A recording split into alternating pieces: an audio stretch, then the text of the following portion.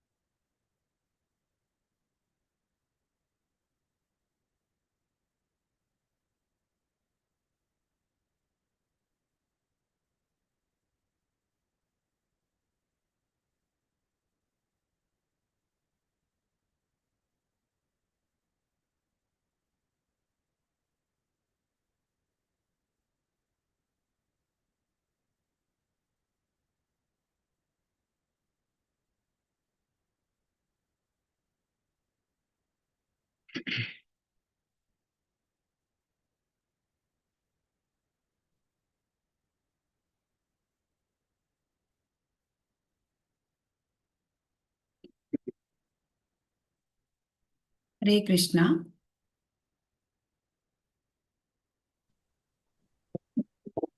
हरे कृष्ण ಎಲ್ಲರಿಗೂ। हरे कृष्ण माताजी। हरे कृष्ण माताजी। हरे कृष्ण माताजी। हरे कृष्ण। हरे कृष्ण माताजी। प्रणाम। हरे कृष्ण। ओम अज्ञानतिमिरान्धस्य ज्ञानाञ्जनशलाकया चक्षुरुन्मीलितं येन तस्मै श्रीगुरवे नमः। श्रीचैतन्यमनोभीष्टं स्थापितं येन भूतले स्वयं रूपः कदा मह्यं ददाति स्वपदान्तिकं।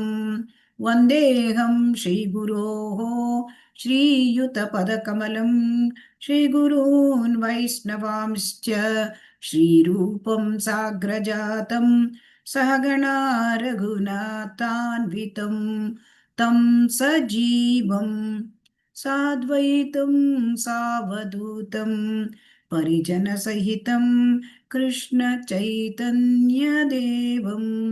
श्रीराधा कृष्ण पादान् सहगणललिता श्रीविशाखान्वितांश्च।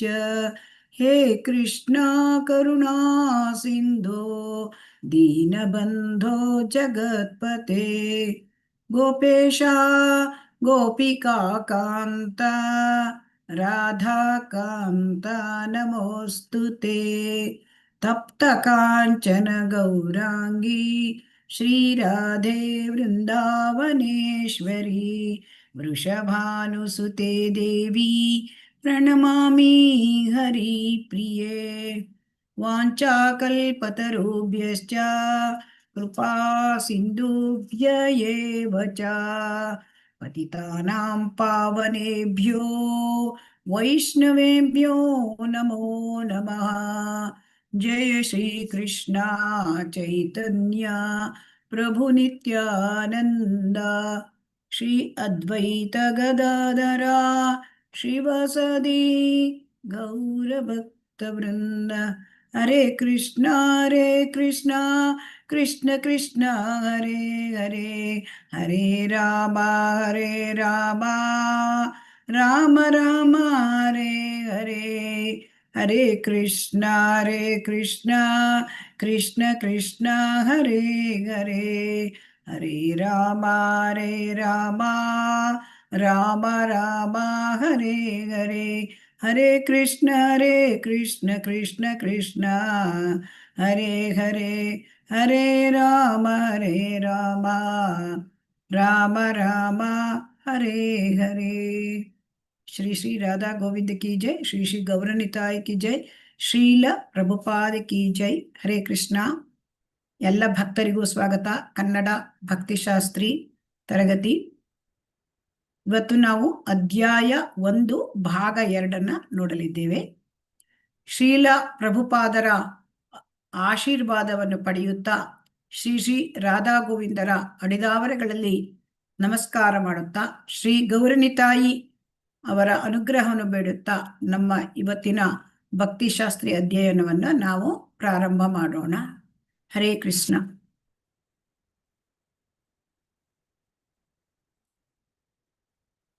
ಹರೇ ಕೃಷ್ಣ. ಹಿಂದಿನ ಅಧ್ಯಾಯ, ಇಲ್ಲಿ ನಾವು ಏನು ಅಧ್ಯಾಯ 1ರ ಹಿಂದಿನ ತರಗತಿಯಲ್ಲಿ ನಾವು ಏನನ್ನ ನಾವು ಕಲಿತಿದ್ದೇವೆ ಅದನ್ನ ನೋಡೋಣ. ಹರೇ ಕೃಷ್ಣ. ಮುನ್ನುಡಿಯಲ್ಲಿ ಬಹಿರಂಗಪಡಿಸಿರುವ ಪ್ರಭುಪಾದರ ಮನಸ್ಥಿತಿ ಮತ್ತು ಧ್ಯೇಯ, ಇದನ್ನ ಧ್ಯೇಯದ ಅಂಶಗಳು, ಇದನ್ನ ನಾವು ನೋಡಿದ್ದೇವೆ.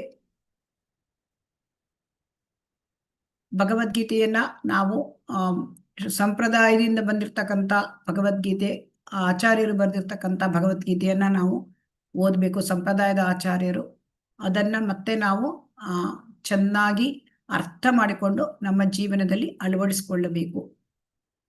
ಇದು ಮುಖ್ಯ ಉದ್ದೇಶ. ಆಮೇಲೆ ನಾವು ನೋಡಿದ್ದೇವೆ 1ರಿಂದ 22ನೇ ಶ್ಲೋಕದವರೆಗೆ ನಾವು ವಿಮರ್ಶೆ ಮಾಡಿದ್ದೇವೆ. ಅದರಲ್ಲಿ ಬ್ರಾಹ್ಮಣರ ಉದಾರ ಸ್ವಭಾವ, ಇದರಲ್ಲಿ ನಾವೇನು ನೋಡಿದ್ವಿ, ಅಲ್ಲಿ ನಾವು ದ್ರೋಣಾಚಾರ್ಯರ ಉದಾರ ಸ್ವಭಾವ, ಬ್ರಾಹ್ಮಣರು, ಅವರು ಆಚಾರ್ಯರು, ಅವ್ರು ಏನ್ ಮಾಡಿದ್ರು, ಅವರಿಗೆ ದೃಪದ ಅವರ ಶತ್ರುವಾಗಿದ್ದ. ಸೊ ಅವರ ಮಗ, ದೃಪದನ ಮಗ ಅವನು ದೃಷ್ಟದ್ಯುಮ್ನ, ಅವನು ಯುದ್ಧ ವಿದ್ಯೆಯನ್ನು ಕಲೀಲಿಕ್ಕೆ ದೃಷ್ಟದ್ಯುಮ್ನನು ಇದು ದ್ರೋಣಾಚಾರ್ಯರ ಬಳಿಗೆ ಬಂದಾಗ ಅವರು ಶತ್ರುವಿನ ಮಗನಾಗಿದ್ದರೂ ಕೂಡ ಅವನು ಕೊಲ್ತಾನೆ. ದೃಷ್ಟದ್ಯುಮ್ನ ಹುಟ್ಟಿರುವುದೇ ದ್ರೋಣಾಚಾರ್ಯರನ್ನು ಕೊಲ್ಲಲಿಕ್ಕೆ. ಇದು ಕೂಡ ಅವರಿಗೆ ಗೊತ್ತಿತ್ತು. ಹಾಗಿದ್ರು ಕೂಡ ಅವರು ಏನ್ ಮಾಡಿದ್ರು, ಹರೇ ಕೃಷ್ಣ, ಅವ್ರು ಏನ್ ಮಾಡಿದ್ರು, ಹಾಗಿದ್ರು ಕೂಡ ಶಸ್ತ್ರವಿದ್ಯೆಯನ್ನು ಕಳಿಸಿದರು. ಹೀಗೆ ಯಾರಾದ್ರೂ ಮಾಡ್ತಾರಾ? ಹರೇ ಕೃಷ್ಣ. ಇಲ್ಲ ಅಲ್ಲ, ಶಸ್ತ್ರವಿದ್ಯೆ ಕಲಿತು ಮುಂದೆ ನನ್ನನ್ನ ಕೊಲ್ತಾನೆ ಅಂತ ಗೊತ್ತಿದ್ರು ಅವನಿಗೆ ಶಸ್ತ್ರವಿದ್ಯೆಯನ್ನು ಕಲಿಸಿದ್ರು. ಅದನ್ನ ದುರ್ಯೋಧನ ಅಂದ್ರೆ ಎತ್ತಿ ಹಿಡಿತಾನೆ ಅದನ್ನ. ಆಮೇಲೆ ಇದನ್ನ ನಾವು ಬ್ರಾಹ್ಮಣರ ಉದಾರ ಸ್ವಭಾವ,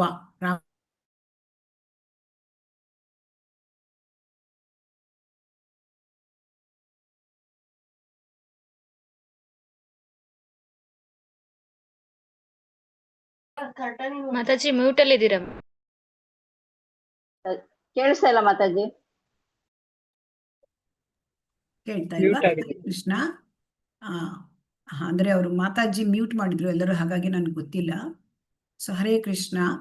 ಇಲ್ಲಿ ಏನಾಗಿದೆ ಅಂತಂದ್ರೆ, ದುರ್ಯೋಧನನ ರಾಜನೀತಿಯ ಉದಾಹರಣೆಗಳು. ದುರ್ಯೋಧನ ಅಂದ್ರೆ ಯಾವ ರೀತಿ ಅಂತಂದ್ರೆ, ದುರ್ಯೋಧನ ನೋಡಿ, ಉದಾಹರಣೆಗೆ ಅಂತಂದ್ರೆ ರಾಜನೀತಿ, ಅವನು ತುಂಬಾ ಪೊಲಿಟಿಕಲ್ ಯಾವ ತರ ಇರ್ತಾರೆ ಅಂತಂದ್ರೆ, ದ್ರೋಣಾಚಾರ್ಯರು ಗುರುಗಳು ಅಲ್ವಾ, ಗುರುಗಳ ಹತ್ರ ಅವನು ತಪ್ಪನ್ನು ಕಂಡುಹಿಡಿತಾನೆ. ನೀವು ದೃಷ್ಟದ್ಯುಮ್ನ ನಿಮ್ಮ ಶತ್ರು, ದೃಪದನ ಮಗ, ಆದರೂ ಕೂಡ ನೀವು ಅವನಿಗೆ ವಿದ್ಯೆ ಕಲಿಸಿದ್ರಿ. ಈಗ ನೋಡಿ ಅವನು ಯಾವ ರೀತಿ ಆ ಒಂದು ಸೇನಾವ್ಯೂಹವನ್ನು ಕಟ್ಟಿದ್ದಾನೆ, ಅಷ್ಟು ಚೆನ್ನಾಗಿ ಕಟ್ಟಿದ್ದ ದೃಪದ ಆ ಸೇನಾವ್ಯೂಹ ಪಾಂಡವರದ್ದು. ಈಗ ನೋಡಿ, ಅದೇ ತರ ನೀವು ತುಂಬಾ ಉದಾರ ಮನಸ್ಸು ಮಾಡಿ, ಇಲ್ಲಿ ಅರ್ಜುನ ಮತ್ತೆ ಭೀಮ ಇಂಥವರೆಲ್ಲ ಇದ್ದಾರೆ, ಅವರಿಗೆ ನೀವು ಉದಾರ ತರ ತೋರಿಸ್ಬೇಡಿ. ಪಾಂಡವರ ಮೇಲೆ ನೀವು ಹೇಗೆ ದೃಪದನ ಮೇಲೆ, ಆ ದೃಪದನ ಮಗನ ಮೇಲೆ, ದೃಷ್ಟದ್ಯುಮ್ನ ಮೇಲೆ ಉದಾರತನ ತೋರಿಸಿದ್ದೀರಿ, ಆ ಉದಾರತನ ಈಗ ತೋರಿಸ್ಬೇಡಿ, ಈ ತರ ಹೇಳ್ತಾನೆ.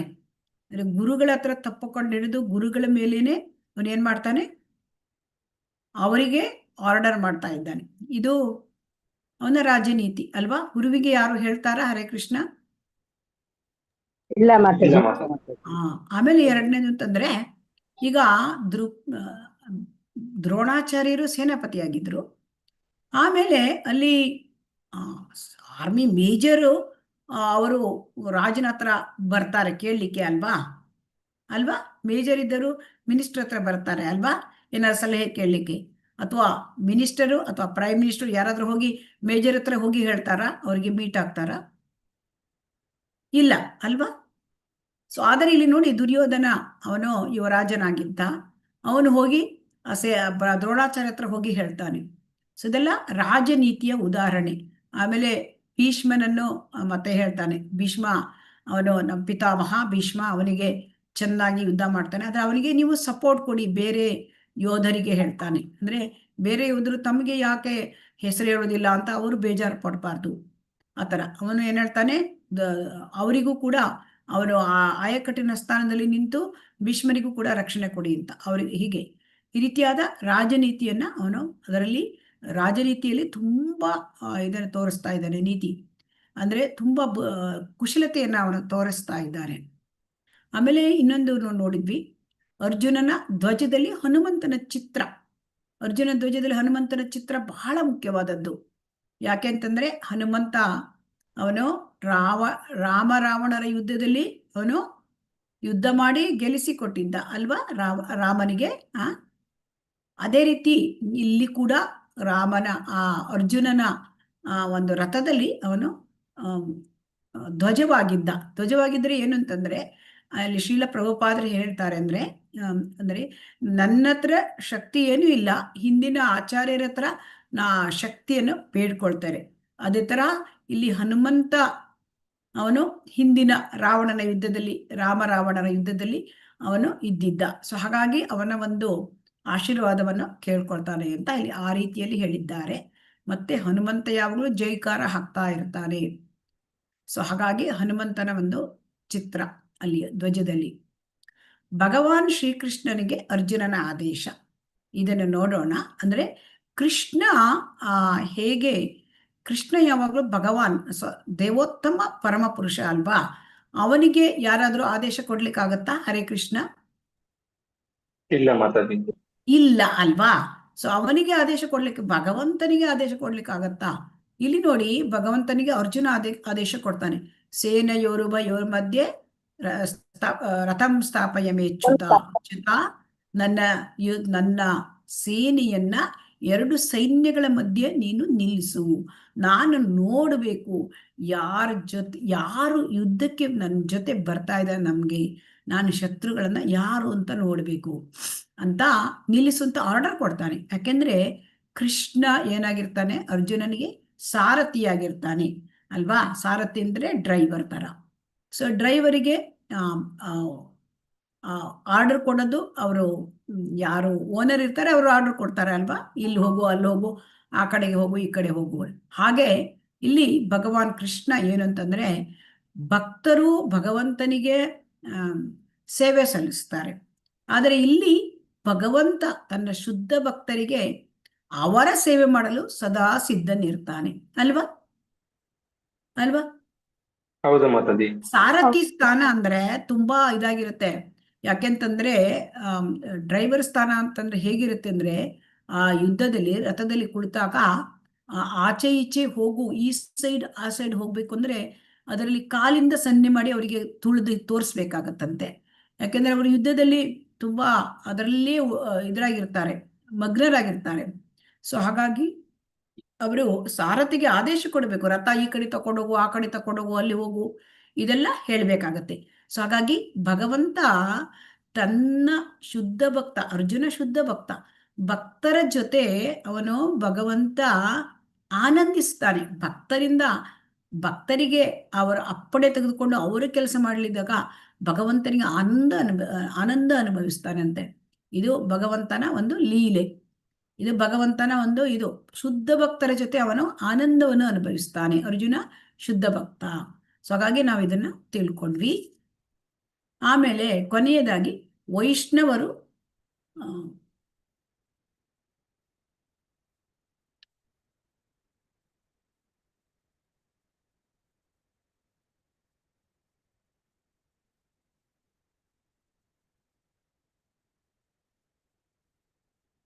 ವೈಷ್ಣವರು ಹಿಂಸಾಚಾರಕ್ಕೆ ಸಂಬಂಧಿಸಿದಂತೆ ಅವರು ಪ್ರಭುಪಾದರ ಹೇಳಿಕೆಯನ್ನು ತಪ್ಪಾಗಿ ಅನ್ವಯಿಸಿದ ಉಂಟಾಗುವ ಪರಿಣಾಮಗಳನ್ನ ನಾವು ಚರ್ಚೆ ಮಾಡಿದ್ದೇವೆ. ಮತ್ತೆ ಇಲ್ಲಿ ವೈಷ್ಣವರು ಹೇಗೆ ಕೇಳಿದರೆ, ಅವರು ಯಾವಾಗಲೂ ಅಹಿಂಸಾ ಪರರು, ಅವರು ಹಿಂಸೆ ಮಾಡೋದಿಲ್ಲ ಅಲ್ವಾ. ಆದರೆ ಕೆಲವೊಂದು ಸಮಯ ಸಂದರ್ಭ ಬಂದಾಗ ಭಗವಂತನ ಆದೇಶಗಳನ್ನು ಅಥವಾ ಧರ್ಮದ ಪರವಾಗಿ ಕೆಲಸ ಮಾಡುವ ಸಂದರ್ಭ ಬಂದಾಗ ಹಿಂಸೆಯನ್ನು ಉಪಯೋಗ ಪಡ್ಕೊಳ್ಬೇಕಾಗತ್ತೆ. ಅಹಿಂಸೆಯನ್ನ ಮಾರ್ಗ ಕೆಲವೊಮ್ಮೆ ಎಲ್ಲಾ ಸಂದರ್ಭದಲ್ಲೂ ಆಗೋದಿಲ್ಲ. ಜನರಿಗೆ ಬುದ್ಧಿ ತರಲಿಕ್ಕೆ ಕೆಲವೊಮ್ಮೆ ಹಿಂಸೆ ಪ್ರಯೋಗ ಕೂಡ ಮಾಡಬೇಕಾಗತ್ತೆ. ಇದನ್ನ ಕೂಡ ನಾವು ಚರ್ಚೆ ಮಾಡಿದ್ದೇವೆ.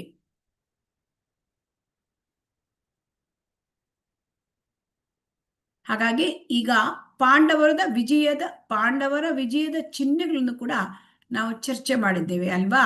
ಯಾರು ಹೇಳ್ತೀರಾ ಪಾಂಡವರ ವಿಜಯದ ಚಿಹ್ನೆಗಳನ್ನು ಹೆಸರಿಸಿ? ಭಾಗ್ಯ ದೇವತೆ ಇರ್ತಾಳೆ ಮಾತಾಜಿ. ಒಬ್ಬೊಬ್ಬರಾಗೆ ಹೇಳ್ಬೇಕಾಗತ್ತೆ. ಹರೇ ಕೃಷ್ಣ. ಭಾಗ್ಯ ದೇವತೆ ಇರ್ತಾಳೆ. ಆಂಜನೇಯ ಧ್ವಜ. ಹರೇ ಕೃಷ್ಣ. ಒಬ್ರು ಹೇಳ್ಬೇಕು. ಹರೇ ಕೃಷ್ಣ. ರಥದ ಮೇಲೆ ಹನುಮಂತನೇ ಇರ್ತಾನೆ. ರಥದ ಮೇಲೆ ಕೃಷ್ಣ ಇರ್ತಾನೆ.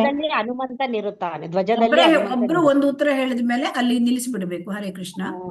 ಕೃಷ್ಣನು ಸಾರಥಿ ಆಗಿರ್ತಾನೆ ಮಾತಾಜಿ. ಅಗ್ನಿದೇವ ರಥವನ್ನ ಕೊಟ್ಟಿರೋದು ಮಾತಾಜಿ. ಮತ್ತೆ ಹರೇ ಕೃಷ್ಣ. ಕಪಿಧ್ವಜ ಹನುಮಂತನಾಗಿರುತ್ತೆ. ಮೋಕ್ಷದ ಏಕಾದಶಿ ಮಾತಾಜಿ. ಹರೇ ಕೃಷ್ಣ. ಅವರಲ್ಲಿ ಸಾತ್ವಿಕ ಗುಣ ಇರುತ್ತೆ. ಪಾಂಡವರಲ್ಲಿ ಸಾತ್ವಿಕ ಗುಣಗಳಿರುತ್ತೆ. ಧರ್ಮ ಇರುತ್ತೆ. ಹರೇ ಕೃಷ್ಣ. ಶಂಖನಾದಗಳು ಮಾತಾಜಿ. ಶಂಖನಾದಗಳು. ಓಕೆ. ಹರೇ ಕೃಷ್ಣ. ಮತ್ತೆ ಕೃಷ್ಣನೇ ಸಾರಥಿ ಆಗಿರ್ತಾನೆ ಮಾತಾಜಿ. ಓಕೆ. ಭಗವಂತನೇ ಸಾರಥಿಯಾಗಿರ್ತಾನೆ. ಇಲ್ಲಿ ನಾವು ನೋಡೋಣ. ಕೃಷ್ಣ ಅರ್ಜುನ ಇರ್ತಾರೋ ಅಲ್ಲಿ ಜಯ ಇರುತ್ತೆ ಮಾತಾಜಿ. ಇಲ್ಲಿ ಏನು ಅಂತ ಕೇಳಿದರೆ, ಯುದ್ಧ ಇನ್ನೂ ಆರಂಭ ಆಗಿಲ್ಲ. ಯುದ್ಧದ ಘೋಷಣೆ ಆಗಿದೆ ಅಲ್ವಾ? ಭಗವದ್ಗೀತೆ ಯಾವಾಗ ಪ್ರಾರಂಭ ಆಯಿತು? ಯುದ್ಧ ಇನ್ನೂ ಆಗಿಲ್ಲ ಅಲ್ವಾ? ಯುದ್ಧ ಆಗಿದ್ಯಾ? ಇಲ್ಲ. ಯುದ್ಧ ಏನು ಪ್ರಾರಂಭನೇ ಆಗಿಲ್ಲ ಅಲ್ವಾ? ಅಲ್ವಾ? ಯುದ್ಧ ಏನು ಪ್ರಾರಂಭ ಆಗಿಲ್ಲ. ಆದರೆ ಯುದ್ಧದ ರಿಸಲ್ಟ್ ಆಗ್ಲೇ ಹೇಳ್ಬಿಟ್ಟಿದ್ದಾನೆ. ಹೇಗೆ? ಯುದ್ಧದಲ್ಲಿ ಎಲ್ಲವೂ ಕೂಡ ಅಲ್ಲಿ ಧೃತರಾಷ್ಟ್ರನಿಗೆ ಸಂಜೆ ಹೇಳ್ತಾರೆ, ಯುದ್ಧ ಏನು ಪ್ರಾರಂಭ ಆಗಿಲ್ಲ, ಅದೇ ಯುದ್ಧದಲ್ಲ, ಇಲ್ಲಿ ಪಾಂಡವರೇ ಗೆಲ್ತಾರೆ ಹೇಳ್ತಾನೆ. ಯತ್ರ ಯೋಗೇಶ್ವರ ಕೃಷ್ಣೋ ಯತ್ರ ಪಾರ್ಥೋ ಧನುರ್ಧರಃ ತತ್ರ ಶ್ರೀ ವಿಜಯೋ ಭೂತಿರ್ಧ್ರುವ ನೀತಿರ್ಮಮ. ಎಲ್ಲಿ ಯೋಗೇಶ್ವರನಾದ ಕೃಷ್ಣ ಇದ್ದಾನೆ, ಎಲ್ಲಿ ಧನುರ್ಧಾರಿಯಾದ ಅರ್ಜುನ ಇದ್ದಾನೆ, ಅಲ್ಲಿ ನಿಶ್ಚಯವಾಗಿಯೂ ಕೂಡ ಅಲ್ಲಿ ಏನಿದೆ? ವಿಜಯ ಇದ್ದೇ ಇರುತ್ತೆ. ಪಾಂಡವರೇ ಗೆಲ್ತಾರೆ ಅಂತ ಅವನು ಹೇಳಿದ್ದಾನೆ, ಸಂಜಯ ಹೇಳಿದ್ದಾನೆ. ನಾನು ಯಾಕೆ ಅಂತಂದ್ರೆ ಅಲ್ಲಿ ಪಾಂಡವರ ಪಕ್ಷದಲ್ಲಿ ಭಗವಂತ ಇದ್ದಾನೆ. ಸಾಕ್ಷಾತ್ ಕೃಷ್ಣ ಅಲ್ಲಿ ಇದ್ದಾನೆ. ಕೃಷ್ಣನ ಜೊತೆಗೆ ಯಾವಾಗ್ಲೂ ಭಾಗ್ಯ ದೇವತೆ ಲಕ್ಷ್ಮೀ ದೇವಿ ಇರ್ತಾಳೆ. ಆಮೇಲೆ ಅಲ್ಲಿ ಅರ್ಜುನ ಶ್ರೀಕೃಷ್ಣ ಇರ್ತಕ್ಕಂಥ ರಥ ಅದು ದಿವ್ಯ ರಥ, ಅಗ್ನಿ ರಥವಾಗಿತ್ತು. ಅಗ್ನಿದೇವರು ಕೊಟ್ಟಿದ್ದು ಅದು ದಶ ದಿಕ್ಕುಗಳಲ್ಲಿ ಎಲ್ಲಿ ಹೋದರೂ ವಿಜಯವನ್ನೇ ಸಾರುತ್ತದೆ. ಸೊ ಅದನ್ನ ನೋಡಿದ್ವಿ. ಆಮೇಲೆ ಆ ಕುದುರೆಗಳು ದಿವ್ಯ ಕುದುರೆಗಳು, ಅವರು ಊದುತ್ತಿರುವ ಶಂಖ, ಕೃಷ್ಣ ಮತ್ತೆ ಪಾಂಡವರು ಊದುತ್ತಿರುವ ಶಂಖ, ಶ್ರೀಕೃಷ್ಣನ ಪಾಂಚಜನ್ಯ, ಋಷಿಕೇಶ, ಪಾಂಚಜನ್ಯಂ ಋಷಿಕೇಶಂ ದೇವದತ್ತಂ ಧನಂಜಯ. ಆ ಧನಂಜಯನ ಆ ದೇವದತ್ತ ಆ ಶಂಖ, ಆಮೇಲೆ ಅನಂತ ವಿಜಯ ಯುಧಿಷ್ಠಿರನ ಶಂಖ, ಇವೆಲ್ಲ, ಮತ್ತೆ ಪೌಂಡ್ರಂ ಆ ಪೌಂಡ್ರ ಹೇಳ್ತಕ್ಕಂಥ ಶಂಖ, ಭೀಮನ ಶಂಖ, ಇವೆಲ್ಲ ಶಂಖಗಳು. ಸುಘೋಷ, ಸಹದೇವಂದು ಮಣಿಪುಷ್ಪಕ. ಸುಘೋಷ ಮಣಿಪುಷ್ಪಕವು. ಹರೇ ಕೃಷ್ಣ. ನಾನು ಹೇಳಿದಾಗ ಮಾತಾಡಿ ಆಯ್ತಾ? ಸುಘೋಷ ಮಣಿಪುಷ್ಪಕವು ನಾನು ಕೇಳಿದಾಗ ಮಾತಾಡಿ. ಹಾಗಾಗಿ ಅವೆಲ್ಲ ದಿವ್ಯವಾದ ಶಂಖಗಳು. ಭಗವಂತನ ಮತ್ತು ಭಗವದ್ ಶುದ್ಧ ಭಕ್ತರು ಅವರು ಪಾಂಡವರು, ಅವರ ವಿಜಯದ ಚಿಹ್ನೆಗಳನ್ನ ನಾವು ನೋಡಿದ್ವಿ. ಆಮೇಲೆ ಅವತ್ತು ಅದು ಮೋಕ್ಷ ಏಕಾದಶಿ ಆಗಿತ್ತು. ಆಮೇಲೆ ಅಲ್ಲಿರ್ತಕ್ಕಂಥ ಯುದ್ಧ ಭೂಮಿ ಅದು ಧರ್ಮಕ್ಷೇತ್ರವಾಗಿತ್ತು. ಧರ್ಮಕ್ಷೇತ್ರದಲ್ಲಿ ಧರ್ಮಕ್ಕೆ ವಿಜಯವಾಗುತ್ತದೆ. ಯಾರಾದ್ರೂ ಏನಾದ್ರು ನ್ಯಾಯ ನಿರ್ಣಯ ಮಾಡಬೇಕು, ಧರ್ಮಕ್ಷೇತ್ರದಲ್ಲಿ ಮಾಡಿದ್ರೆ ಅಲ್ಲಿ ಧರ್ಮಕ್ಕೆ ಜಯ ಆಗುತ್ತದೆ. ಇದೆಲ್ಲ ವಿಷಯಗಳನ್ನು ನಾವು ಕೂಡ ನೋಡಿದ್ವಿ. ಆಮೇಲೆ ಇವತ್ತಿನ ವಿಚಾರ 21ರಿಂದ 46ನೇ ಶ್ಲೋಕದವರೆಗಿದೆ. ಅದರಲ್ಲಿ ಎರಡು ವಿಭಾಗಗಳು. ಒಂದು 21ರಿಂದ 27 ಶ್ರೀಕೃಷ್ಣನು ಭಕ್ತವತ್ಸಲ, ಆಮೇಲೆ 27ರಿಂದ 46 ಅರ್ಜುನನು ಯುದ್ಧ ಮಾಡದಿರಲು ಕೊಟ್ಟ ಕಾರಣಗಳನ್ನ ನಾವು ನೋಡ್ತಾ ಇದ್ದೇವೆ ಇವತ್ತಿನ ನಮ್ಮ ಅಧ್ಯಯನದಲ್ಲಿ. ಹರೇ ಕೃಷ್ಣ. ಮಾತಾಜಿ ಅಟೆಂಡೆನ್ಸ್ ಲಿಂಕ್ ಇದೆಯಾ ನಿಮ್ಮ ಹತ್ರ? ಹರೇ ಕೃಷ್ಣ. ಹರೇ ಕೃಷ್ಣ ಮಾತಾಜಿ, ಇದೆ ಮಾತಾಜಿ, ಹಾಕ್ತೀನಿ. ಹಾ, ಹಾಕಿ. ಈಗ ಅದೇ ನೀವು ಕಳ್ಸಿರೋದು ಮಾತಾಜಿ, ಮತ್ತೆ ಹಾ, ಕಳ್ಸಿದ್ದಾರೆ. ಅದು ನೀವು ಲಾಸ್ಟ್ ಟೈಮ್ ನಾನು ನಿಮ್ಗೆ ಹಾಕಿದ್ನಲ್ವಾ, ಹೌದು ಮಾತಾಜಿ. ಅದನ್ನೇ ಹಾಕಿ. ಮತ್ತೆ ಯಾರಿಗೆ ಓದ್ಲಿಕ್ಕೆ ಇಚ್ಛೆ ಉಂಟು ಅವರೆಲ್ಲರೂ ಹ್ಯಾಂಡ್ ರೈಸ್ ಮಾಡ್ಬೇಕಾಗತ್ತೆ. ಆಮೇಲೆ ನಾನು ನಿಮಗೆ ಕರಿತೇನೆ. ಹರೇ ಕೃಷ್ಣ. ಇಲ್ಲಿ ಈ ಚಿತ್ರದಲ್ಲಿ ನೋಡಿ, ಧರ್ಮಕ್ಷೇತ್ರ ಅಂದ್ರೆ ಇಲ್ಲಿ ಏನಿದೆ, ಯುದ್ಧ ಮಾಡ್ಲಿ. ಈ ಭಗವದ್ಗೀತೆ ಪ್ರಾರಂಭ ಆಗ್ತಕ್ಕಂಥದ್ದು ಎಲ್ಲಿ, ಭಗವದ್ಗೀತೆ ಎಲ್ಲಿ ಉಪದೇಶಿಸಲ್ಪಟ್ಟಿದೆ? ಧರ್ಮಕ್ಷೇತ್ರ, ಯುದ್ಧ ಭೂಮಿಯಲ್ಲಿ ನಾವು ನೋಡ್ತಾ ಇದ್ದೇವೆ. ಯುದ್ಧ ಭೂಮಿಯಲ್ಲಿ ಈ ಕಡೆ ಪಾಂಡವರ ಸೈನ್ಯ, ಈ ಕಡೆ ಕೌರವರ ಸೈನ್ಯ ಯುದ್ಧ ಸಜ್ಜಾಗಿ ನಿಂತಿದ್ದಾರೆ. ಈ ಕಡೆಗೆ 7 ಅಕ್ಷೋಹಿಣಿ ಸೈನ್ಯ ಪಾಂಡವರ ಕಡೆಗೆ, ಕೌರವರ ಕಡೆ. ಎಲ್ಲರೂ ಕೂಡ ತಮ್ಮ ವಿಡಿಯೋಗಳನ್ನು ಆನ್ ಮಾಡ್ಕೊಳ್ಳಿ. ಹರೇ ಕೃಷ್ಣ. ಹರೇ ಕೃಷ್ಣ. ಹರೇ ಕೃಷ್ಣ. ವಿಡಿಯೋಗಳನ್ನು ದಯವಿಟ್ಟು ಆನ್ ಮಾಡ್ಕೊಳ್ಳಿ. ಹರೇ ಕೃಷ್ಣ. ಕೌರವರ ಸೈನ್ಯದಲ್ಲಿ 11 ಅಕ್ಷೋಹಿಣಿ ಸೈನ್ಯ ಇದೆ. ಸೊ ಹಾಗಾಗಿ ಇಲ್ಲಿ ಯುದ್ಧ ಇನ್ನೇನು ಘೋಷಣೆಯಾಗಿದೆ. ಆಗ ಅವನು ಅರ್ಜುನನಿಗೆ ಭಗವಂತ ಉಪದೇಶ ಮಾಡ್ತಾನೆ. ಇಲ್ಲಿ ಗೀತೋಪದೇಶವನ್ನು ಮಾಡ್ತಾ ಇದ್ದಾನೆ. ಈ ಚಿತ್ರ ಇದು ಧಾರ್ಮಿಕ ಕ್ಷೇತ್ರ. ಧಾರ್ಮಿಕ ಕ್ಷೇತ್ರದಲ್ಲಿ ಏನಾಗುತ್ತೆ, ಧರ್ಮ. ಇಲ್ಲಿ ಈ ಧರ್ಮಕ್ಷೇತ್ರ ಅಂದ್ರೆ ಇಲ್ಲಿ ಏನಾಗ್ತಿತ್ತು ಅಂದ್ರೆ ತುಂಬಾ ಅಲ್ಲಿ ಧಾರ್ಮಿಕ ಕಾರ್ಯಗಳು, ಯಜ್ಞ ಯಾಗ ಇದೆಲ್ಲ ನಡೀತಾ ಇತ್ತು. ಕೆಲವರು ಅವರು ದೇವತೆಗಳು ಕೂಡ ಸ್ವರ್ಗದಿಂದನೂ ಇಲ್ಲಿ ಬರ್ತಿದ್ದಿರಂತೆ. ಅಂದ್ರೆ ಅಷ್ಟು ಪುಣ್ಯ ಸ್ಥಳ ಈ ಧರ್ಮಕ್ಷೇತ್ರ. ಅದನ್ನು ಯುದ್ಧಕ್ಕಾಗಿ ಆರಿಸಲಾಗಿದೆ. ಸೊ ಹಾಗಾಗಿ ಈ ಯುದ್ಧದಲ್ಲಿ ಅರ್ಜುನನೇ ನೋಡಿ, ಅರ್ಜುನ ಏನ್ ಹೇಳ್ತಾನೆ, ಕೃಷ್ಣನ ಜೊತೆ ಕಾರಣಗಳನ್ನ ಹೇಳ್ತಾನೆ. ನಾನು ಯುದ್ಧ ಮಾಡಲ್ಲ ಅಂತ ಕಾರಣಗಳನ್ನ ಹೇಳ್ತಾನೆ. ಅದನ್ನು ನಾವಿಲ್ಲಿ ನೋಡ್ತಾ ಇದ್ದೇವೆ.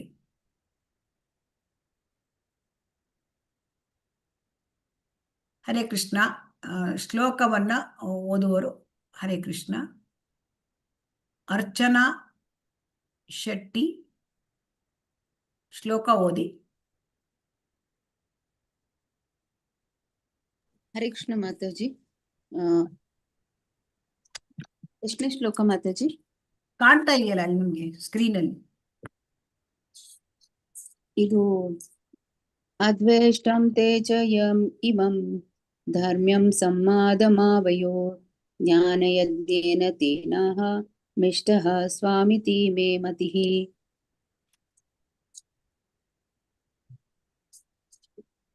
ಅಂದ್ರೆ ಏನ್ ಹೇಳ್ತಾರೆ ಅಂತಂದ್ರೆ, ಅಧ್ಯೇಶ್ಚತೆ, ಸರಿ ಕಾಣ್ತಾ ಇಲ್ಲ ನನಗೆ.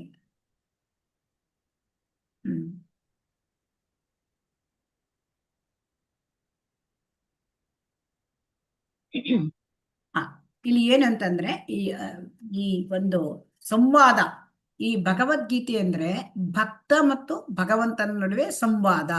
ಇಲ್ಲಿ ನೋಡಿ, ಅರ್ಜುನ ಕಾಣ್ತಾ ಇದ್ದಾನೆ, ಅವನು ಭಗವಂತನ ಶುದ್ಧ ಭಕ್ತ. ಇಲ್ಲಿ ನಿಮ್ಗೆ ಕಾಣ್ತಾ ಇದ್ದಾರೆ ಭಗವಾನ್ ಶ್ರೀಕೃಷ್ಣ ಅಲ್ವಾ. ಈ ಭಗವದ್ಗೀತೆ ಹೇಳೋದು ಭಗವಂತ ಮತ್ತು ಶುದ್ಧ ಭಕ್ತ ನಡುವೆ ಸಂವಾದ, ಸಂಭಾಷಣೆ ಅಲ್ವಾ. ನಾವು ಸಂಭಾಷಣೆ ಅಂತ ಹೇಳ್ತೇವೆ ಅಲ್ವಾ. ಹರೇ ಕೃಷ್ಣ. ಎಲ್ಲರೂ ಕೂಡ ವಿಡಿಯೋ ಆನ್ ಮಾಡ್ಕೊಳ್ಳಿ ಅಂತ ನಾನು ಹೇಳಿದ್ದ ಇದ್ದೇನೆ. ಅನೇಕ ಸಾರಿ ಹೇಳಿದ್ದೇನೆ, ಆದರೂ ಕೂಡ ನನಗೆ ಯಾರು ವಿಡಿಯೋ ಮಾಡೋದು ಕಾಣುವುದಿಲ್ಲ. ಹರೇ ಕೃಷ್ಣ. ಸೊ ಹಾಗಾಗಿ ಈ ಒಂದು ಯುದ್ಧ ಭೂಮಿಯಲ್ಲಿ ಏನಾಗುತ್ತೆ ಅಂತಂದ್ರೆ, ನಾನು ಅರ್ಜುನ ಏನ್ ಹೇಳ್ತಾನೆ ಅಂದ್ರೆ, ನಾನು ನೋಡ್ಬೇಕು ಯುದ್ಧ ಮಾಡ್ಲಿಕ್ಕೆ ಯಾವ ಶತ್ರುಗಳು ಬಂದಿದ್ದಾರೆ. ಅಲ್ಲಿಂದ ಇದು ಅರ್ಜುನ ಮತ್ತು ಕೃಷ್ಣನ ನಡುವೆ ಸಂವಾದ ಈ ಭಗವದ್ಗೀತೆ. ಸೊ ಇದನ್ನ ಯಾರು ಇದನ್ನ ಆ ಭಗವದ್ಗೀತೆಯನ್ನ ಅಧ್ಯಯನ ಮಾಡ್ತಾರೆ, ಯಾರು ಭಗವದ್ಗೀತೆಯನ್ನು ಅಧ್ಯಯನ ಮಾಡ್ತಾರೆ ಅವರು ಜ್ಞಾನ ಯಜ್ಞೇನ ತೇನಾಹಂ ಇಷ್ಟ ಸ್ಯಾಮಿತಿ ಮೇಮತಿಃ. ಯಾರು ಈ ಸಂವಾದ ಭಗವಂತ ಮತ್ತು ಭಕ್ತರ ನಡುವೆ ನಡೆದ ಈ ಸಂವಾದವನ್ನ ಯಾರು ಕೇಳ್ತಾರೆ, ಯಾರು ಪ್ರಚಾರ ಮಾಡ್ತಾರೆ, ಅವರು ಬುದ್ಧಿಯಿಂದ ಆ ಬುದ್ಧಿ ಯೋಗದಿಂದ ಭಗವಂತನನ್ನ ಆರಾಧನೆ ಮಾಡ್ತಾರೆ. ಸೊ ಹಾಗಾಗಿ ಭಗವದ್ಗೀತೆಯನ್ನು ಯಾರು ಅಧ್ಯಯನ ಮಾಡ್ತಾರೆ ಅದು ಒಂದು ಯಜ್ಞ. ಭಗವದ್ಗೀತೆ ಜ್ಞಾನ ಯಜ್ಞ ಅಲ್ವಾ, ಜ್ಞಾನ ಯಜ್ಞ. ಅದಕ್ಕೆ ನಾವೀಗ ಭಗವದ್ಗೀತೆಯನ್ನು ಅಧ್ಯಯನ ಮಾಡಲಿಕ್ಕೆ ನಾವು ಪ್ರಾರಂಭ ಮಾಡಿದ್ದೇವೆ. ಹಾಗಾಗಿ ಇದು ಜ್ಞಾನ ಯಜ್ಞ, ನಾವೀಗ ಒಂದು ಯಜ್ಞ ಮಾಡಿದಾಗೆ ಭಗವದ್ಗೀತೆಯನ್ನು ಅಧ್ಯಯನ ಮಾಡೋದು ಅಂತ ಅಲ್ವಾ? ಹರೇ ಕೃಷ್ಣ. ಹೌದು ಮಾತಾಜಿ. ಹೌದು ಮಾತಾಜಿ. ಹೌದು ಮಾತಾಜಿ. ಹೌದು, ಇದನ್ನ ನಾವು ತುಂಬಾ ಆಳವಾಗಿ ಅಧ್ಯಯನ ಮಾಡಬೇಕು.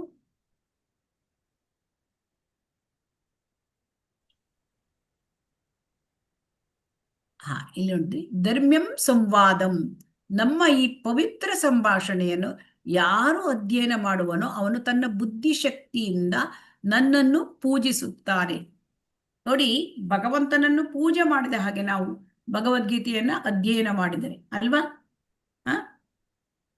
ಹರೇ ಕೃಷ್ಣ. ಹೌದು ಮಾತಾಜಿ. ಹೌದು ಮಾತಾಜಿ. ಭಗವಂತನನ್ನ ನಾವು ಪೂಜೆ ಮಾಡಿದ ಹಾಗೆ. ಸೊ ಹಾಗಾಗಿ ನಾವೀಗ ಭಗವದ್ಗೀತೆಯ ಅಧ್ಯಯನವನ್ನ ನಾವು ಪ್ರಾರಂಭ ಮಾಡಿದ್ದೇವೆ ಅಂದ್ರೆ ಭಗವಂತನನ್ನ ನಾವು ಪೂಜೆ ಮಾಡ್ಲಿಕ್ಕೆ ಪ್ರಾರಂಭ ಮಾಡಿದ್ದೇವೆ. ಆ ರೀತಿ ಆಗತ್ತೆ. ಅದರಿಂದ ಎಷ್ಟು ನಮಗೆ ಒಳ್ಳೇದಲ್ವಾ? ಹರೇ ಕೃಷ್ಣ. ಇದು ಹೌದು ಮಾತಾಜಿ, ಖಂಡಿತ. ಹೌದಾ ಮಾತಾಜಿ.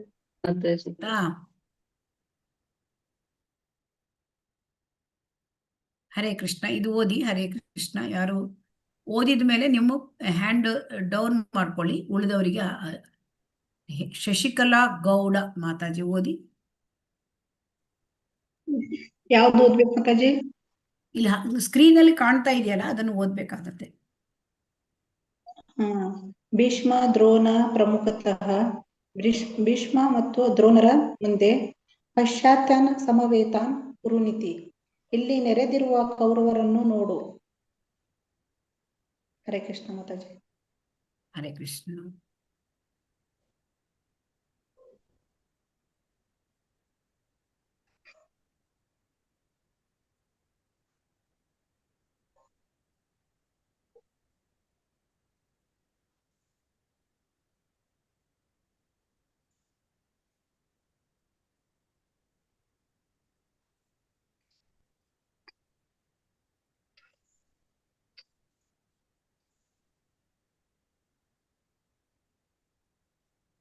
ಇದು ಎಷ್ಟು ಶ್ಲೋಕ ನಂಬರ್ ಎಷ್ಟದು? ಹರೇ ಕೃಷ್ಣ.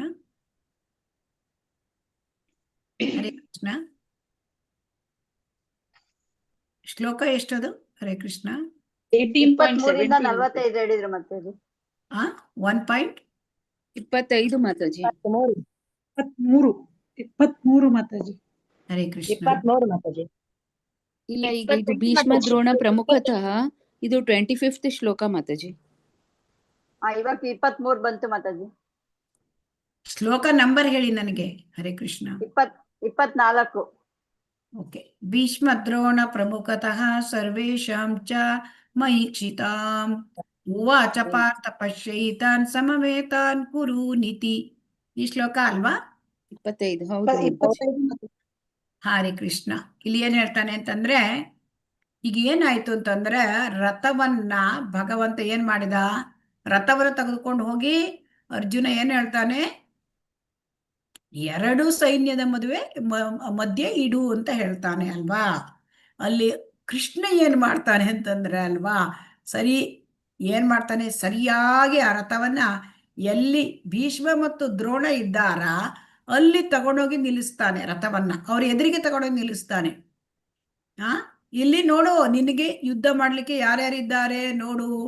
ಇಲ್ಲಿ ನೆರೆದಿರ್ತಕ್ಕಂತಹ ಎಲ್ಲ ಪಾರ್ಥ, ಇಲ್ಲಿ ಇರ್ತಕ್ಕಂತಹ ನಿನ್ನ ಕೌರವರನ್ನು ನೋಡು, ನಿನ್ನ ವಿರುದ್ಧ ಯುದ್ಧ ಮಾಡ್ಲಿಕ್ಕೆ ಬಂದಿದ್ದಾರಲ್ಲ ಅವರನ್ನ ಇಲ್ಲಿ ನೋಡು ಅಂತ ಹೇಳ್ತಾರೆ.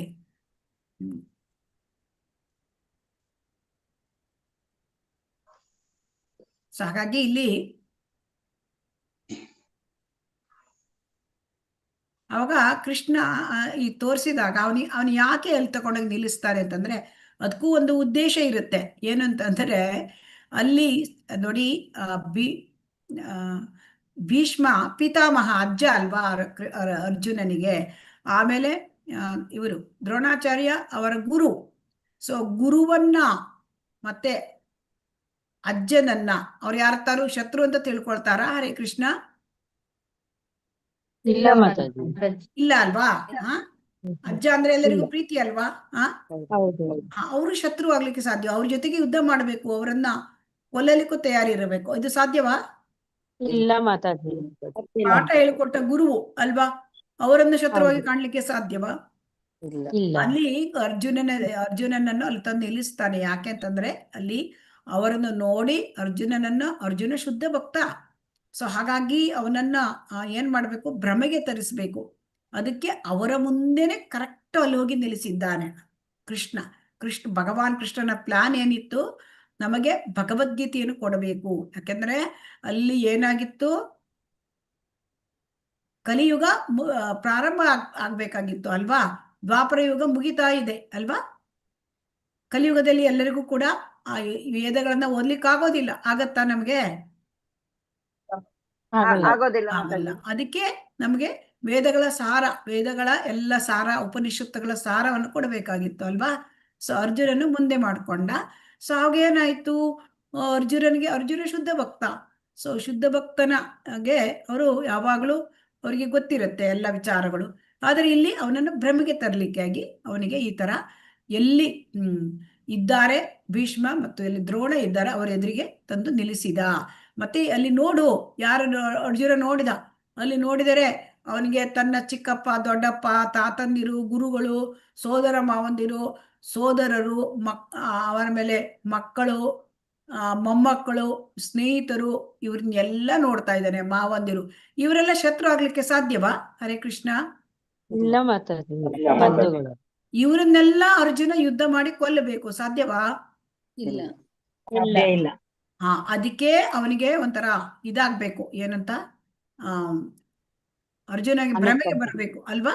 ಈ ತರವಾಗಿ ಅವನು ಏನ್ ಮಾಡಿದ, ತಂದು ನಿಲ್ಲಿಸಿದ. ಹರೇ ಕೃಷ್ಣ.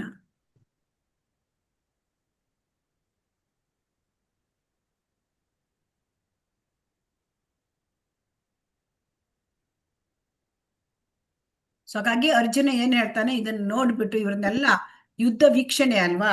ಸೊ ಈ ಒಂದು ಅಧ್ಯಾಯದ ಹೆಸರೇನು, ಮೊದಲನೇ ಅಧ್ಯಾಯದ ಹೆಸರು ಅರ್ಜುನನ ಕುರುಕ್ಷೇತ್ರ ರಣರಂಗದಲ್ಲಿ ರಣರಂಗದಲ್ಲಿ ಸೇನಾವಲೋಕನ. ಈ ಸೇನೆಯನ್ನ ಅವಲೋಕನ ಮಾಡ್ತಾನೆ ಅರ್ಜುನ. ಆಮೇಲೆ ಏನ್ ಹೇಳ್ತಾನೆ, ನನ್ನ ಹತ್ರ ಯುದ್ಧ ಮಾಡಕ್ಕಾಗಲ್ಲಪ್ಪ, ಇದನ್ನ ಯಾಕೆ ಸಹಾನುಭೂತಿ ನೋಡಿ 4 ಕಾರಣಗಳನ್ನ ಹೇಳ್ತಾನೆ ಅವನು. ಬರೇ ಸುಮ್ಮನೆ ಯುದ್ಧ ಮಾಡೋದಿಲ್ಲ ಅಂತ ಹೇಳೋದಿಲ್ಲ. ಸಹಾನುಭೂತಿ, ಅನುಕಂಪ, ಎರಡನೇ ವಿಚಾರ ಆನಂದವಿಲ್ಲ. ಮೂರನೆಯ ಕಾರಣ ಏನ್ ಹೇಳ್ತಾನೆ, ಪಾಪದ ಚಟುವಟಿಕೆಗಳು, ಯುದ್ಧ ಪಾಪ, ಇದೆಲ್ಲ ಪಾಪ ಬಂದ್ಬಿಡುತ್ತೆ ಅಂತ ನನ್ಗೆ ಭಯ ಆಗ್ತಾ ಇದೆ. ಆಮೇಲೆ ವಂಶನಾಶ. 4 ಕಾರಣಗಳನ್ನ ಇಲ್ಲಿ ಈ ಒಂದು ಮೊದಲನೇ ಅಧ್ಯಾಯದಲ್ಲಿ ಅರ್ಜುನ ಕೊಡ್ತಾ ಇದ್ದಾನೆ.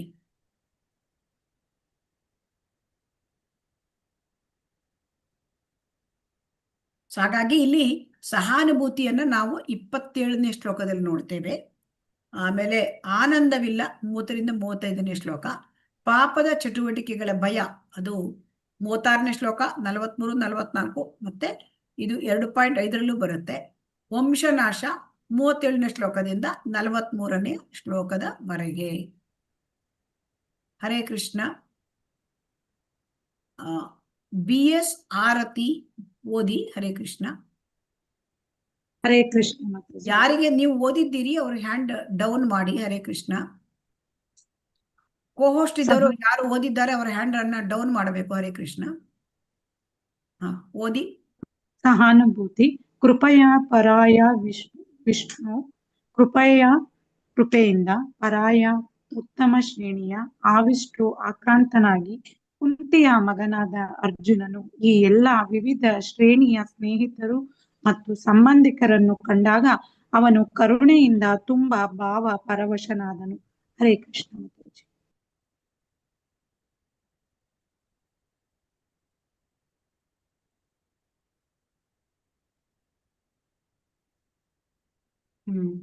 ತಾನ್ ಸಮೀಕ್ಷ್ಯ ಸ ಕೌಂತೇಯಃ ಸರ್ವಾನ್ ಬಂಧೂನವಸ್ಥಿತಾನ್ ಕೃಪಯಾ ಪರಯಾ ವಿಷ್ಟೋ ವಿಷೀದನ್ನಿದಮಬ್ರವೀತ್.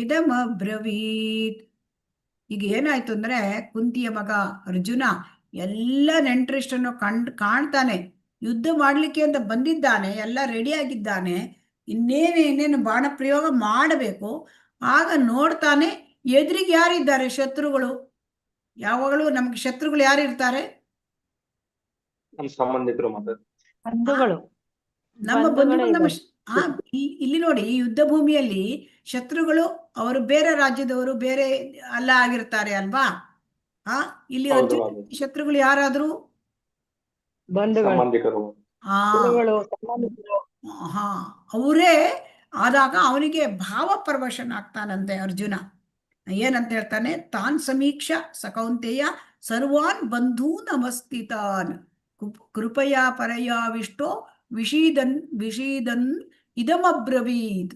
ಅವರಿಗೆ ವಿಷಾದ ಆಯಿತು. ಆಮೇಲೆ ಈ ರೀತಿ ಹೇಳ್ತಾನೆ.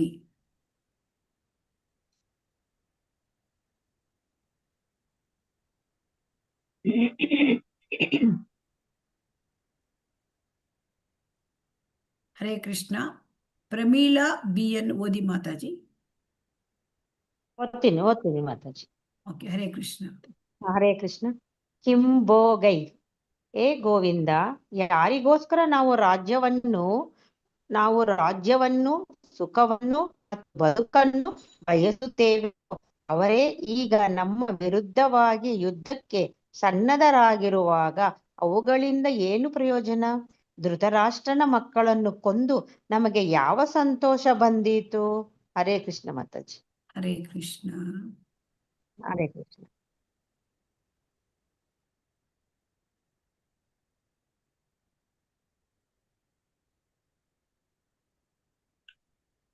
ಯಾವ ಶ್ಲೋಕ ಅದು? ಹರೇ ಕೃಷ್ಣ. ನಂಬರ್ ಏನು ಅದ್ರದ್ದು? ಶ್ಲೋಕದ ನಂಬರು ಶ್ಲೋಕ 32 ಮಾತಾಜಿ. ಹರೇ ಕೃಷ್ಣ. 32ರಿಂದ 38.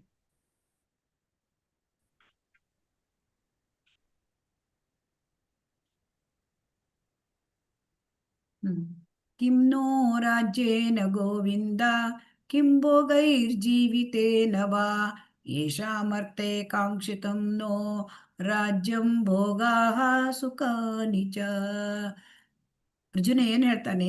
ಗೋವಿಂದ, ಓ ಕೃಷ್ಣ, ನಾವು ಯಾರಿಗೆ ಒಂದು ಇದನ್ನ ಪಡ್ಕೋಬೇಕು?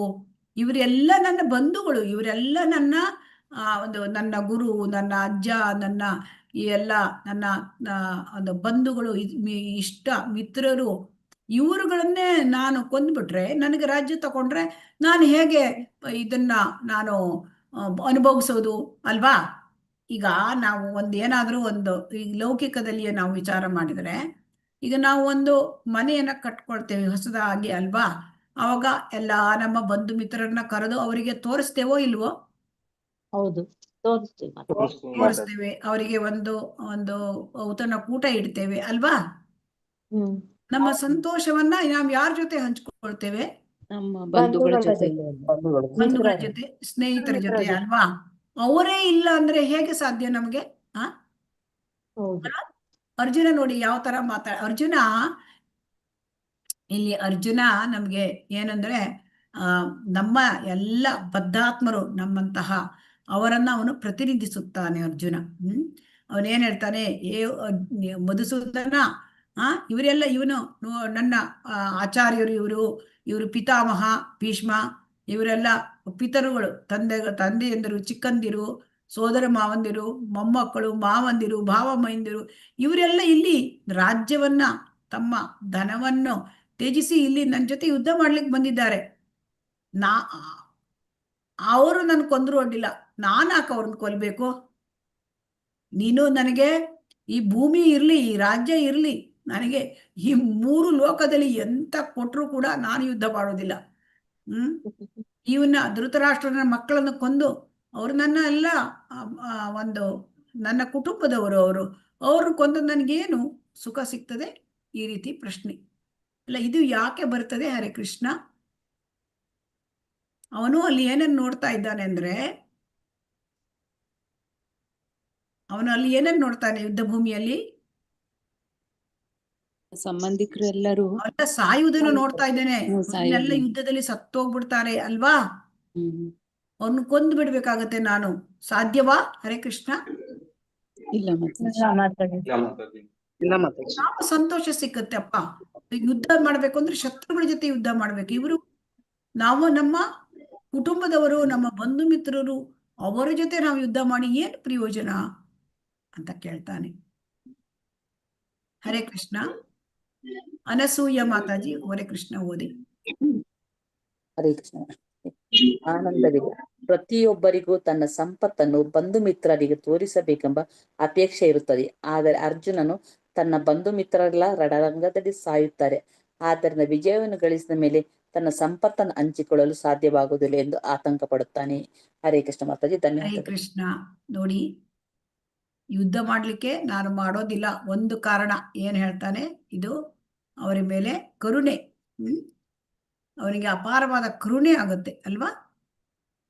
ಅದಕ್ಕೆ ಅವನು ಏನ್ ಹೇಳ್ತಾನೆ, ನನಗೆ ಇವ್ರನ್ನೆಲ್ಲ ನಾನು ಯುದ್ಧ ಮಾಡಿದೆ, ಬಂಧು ಮಿತ್ರರೆಲ್ಲ, ಅರ್ಜುನ ತುಂಬಾ ಒಳ್ಳೆಯ ಯೋಧ, ಅವನು ಯುದ್ಧ ಮಾಡಿದೆ ಅಂದ್ರೆ ಬಂಧು ಮಿತ್ರರೆಲ್ಲ ಸಾಯ್ತಾರೆ ಅವರೆಲ್ಲ. ಸೊ ಆದ್ದರಿಂದ ನಾನು ಒಂದು ಈ ಎಲ್ಲ ಭೂಮಂಡಲವನ್ನೇ ಗೆದ್ದು ಬಿಡ್ತೇನೆ ನಾನು, ಆದ್ರೆ ಏನ್ ಪ್ರಯೋಜನ, ನಮ್ಮ ಸಂಪತ್ತನ್ನ ನಾವು ಹಂಚಿಕೊಳ್ಬೇಕು ಅಲ್ವಾ, ನಾವು ಸುಖವನ್ನ ಹಂಚಿಕೊಳ್ಬೇಕು, ಇದೇ ಅಲ್ಲಿ ಸಾಧ್ಯ ಆಗುವುದಿಲ್ಲ ಅಂತ ಅವನು ಆತಂಕ ಪಡ್ತಾನೆ. ಹರೇ ಕೃಷ್ಣ. ಸವಿತಾ ಬಿವಿ ಮಾತಾಜಿ ಓದಿ.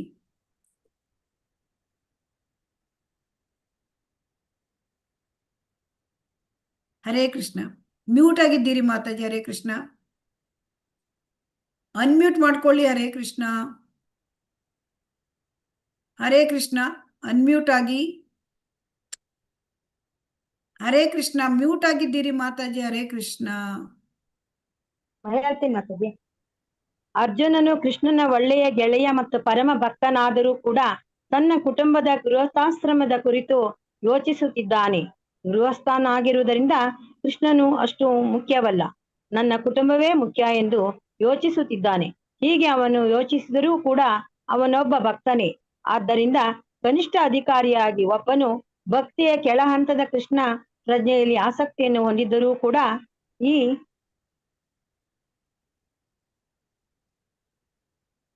ಅಷ್ಟೇ ಕಾಣ್ತಾ ಇದೆ ಮಾತಾಜಿ. ಈ ರೀತಿಯ ಒಂದು ವಿಚಾರವನ್ನು ಮಾಡ್ತಾ ಇದ್ದಾರೆ. ಅದು ಸ್ವಲ್ಪ ಕಟ್ ಆಗಿರ್ತದೆ ಈ ತರ ಸ್ಲೈಡ್ ಶೋದಲ್ಲಿ, ಫುಲ್ ಸ್ಕ್ರೀನ್ ಅಲ್ವಾ, ಅದಕ್ಕೆ ಒಂದು ಲೈನ್ ಲಾಸ್ಟ್ ಅಲ್ಲಿ ಕಾಣಿಸುವುದಿಲ್ಲ. ಹರೇ ಕೃಷ್ಣ. ಇಲ್ಲಿ ನೋಡಿ, ಭಗವಂತನ ಭಕ್ತ ಅರ್ಜುನ, ಶುದ್ಧ ಭಕ್ತ. ಸೊ ಕೃಷ್ಣ ಭಗವಂತ ಇಲ್ಲಿ ಅಲ್ವಾ, ಭಗವಂತನೇ ಯುದ್ಧ ಮಾಡುವಲ್ಲಿ ನಿಂತಿದ್ದಾನೆ ಸಾರಥಿಯಾಗಿ. ಆದರೆ ಭಗವಂತನ ಮಾತನ್ನ ಅವನಿಗೆ ಮುಖ್ಯವಾಗಿ ಕಾಣ್ತಾ ಇಲ್ಲ. ಯಾಕೆ ಕಾಣ್ತಾ ಇಲ್ಲ? ಅವನಿಗೆ ಗೃಹಸ್ಥನಾಗಿದ್ದ ಅರ್ಜುನ, ಅವನು ಕ್ಷತ್ರಿಯ, ಆದ್ರೂ ಕೂಡ ಅವನಿಗೆ ಮುಖ್ಯ ಇಲ್ಲ, ನನ್ನ ಕುಟುಂಬವೇ ಮುಖ್ಯ, ನನ್ನ ಕುಟುಂಬದ ಎಲ್ಲ ಈ ಬಂಧು ಮಿತ್ರರು ಸಾಯ್ತಾರೆ, ಇದನ್ನ ಅವನು ಯೋಚನೆ ಮಾಡ್ತಾ ಇದ್ದಾನೆ. ಅವನು ಭಕ್ತ, ಆದರೆ ಅವನೀಗ ಏನಂತಂದ್ರೆ ಭ್ರಮೆಗೆ ತಂದಿದ್ದಾನೆ ಅಲ್ವಾ. ಶುದ್ಧ ಭಕ್ತನಾದ್ರೆ ಏನ್ ಮಾಡ್ತಾನೆ, ಭಗವಂತ ಹೇಳಿದ ಮಾತನ್ನ ಕೇಳ್ತಾನೆ ಅಲ್ವಾ. ಭಗವಂತ ಶುದ್ಧ ಭಕ್ತರಾದ್ರೆ ಭಗವಂತ ಹೇಳಿದ ಕೇಳ್ತಾರೆ. ಇಲ್ಲಿ ಅವನು ಏನಾಗಿದ್ದಾನೆ, ಕನಿಷ್ಠ ಅಧಿಕಾರಿ, ಯಾಕೆಂದ್ರೆ ಭ್ರಮೆಗೆ ತಂದಿದ್ದಾನೆ. ಸೊ ಅದಕ್ಕೆ ಕನಿಷ್ಠ ಅಧಿಕಾರಿ ಅಂದ್ರೆ ಅಷ್ಟೇ. ಭಕ್ತಿಗೆ ಬಂದಾಗ ಹೇಗಿರುತ್ತೆ ಹಾಗೆ. ಆಗ ನೋಡಿ, ಆಗ ಭಕ್ತಿಯ ಕೆಳ ಹಂತದಲ್ಲಿ, ಅಂದ್ರೆ ಈಗೆಲ್ಲ ನಾವು ಭಕ್ತರಾಗಿಲ್ಲ, ನಾವು ಭಕ್ತಿ ಮಾರ್ಗಕ್ಕೆ ಬಂದಿದ್ದೇವೆ. ಈಗ ನಮ್ಮ ವಿಚಾರವೂ ಕೂಡ ಹಾಗೆ ಇರುತ್ತೆ ಅಲ್ವಾ. ಹೌದು ಮಾತಾಜಿ. ಹೌದು ಮಾತಾಜಿ. ನಮ್ಗೆ ಈಗ ಭಗವದ್ಗೀತೆ ಅಷ್ಟು ಪ್ರಮುಖ ಆಗುವುದಿಲ್ಲ, ನಮ್ಗೇನು ನಮ್ಮ ಕುಟುಂಬವೇ ಮುಖ್ಯ ಅಲ್ವಾ. ಗೊತ್ತೋ ಇಲ್ವೋ ಭಗವದ್ಗೀತೆ ಭಕ್ತಿ ಶಾಸ್ತ್ರಿ ಮಾಡ್ಲಿಕ್ಕೆ ಈ ತರ ಎಲ್ಲ ಆಲೋಚನೆ ಮಾಡ್ತೇವಲ್ವಾ. ಹರೇ ಕೃಷ್ಣ. ಹೌದು ಮಾತಾಜಿ. ಅಲ್ಲಿ ಅವನು ಏನಿದೆ ಅಂದ್ರೆ, ಇಲ್ಲಿ ಶ್ರೀಲ ಪ್ರಭುಪಾದ ಏನ್ ಹೇಳ್ತಾರೆ ಅಂದ್ರೆ, ಕನಿಷ್ಠ ಅಧಿಕಾರಿ ಅಂದ್ರೆ ಅಷ್ಟೇ ಭಕ್ತಿಗೆ ಬಂದಿರತಕ್ಕಂತ ಅಷ್ಟೇ.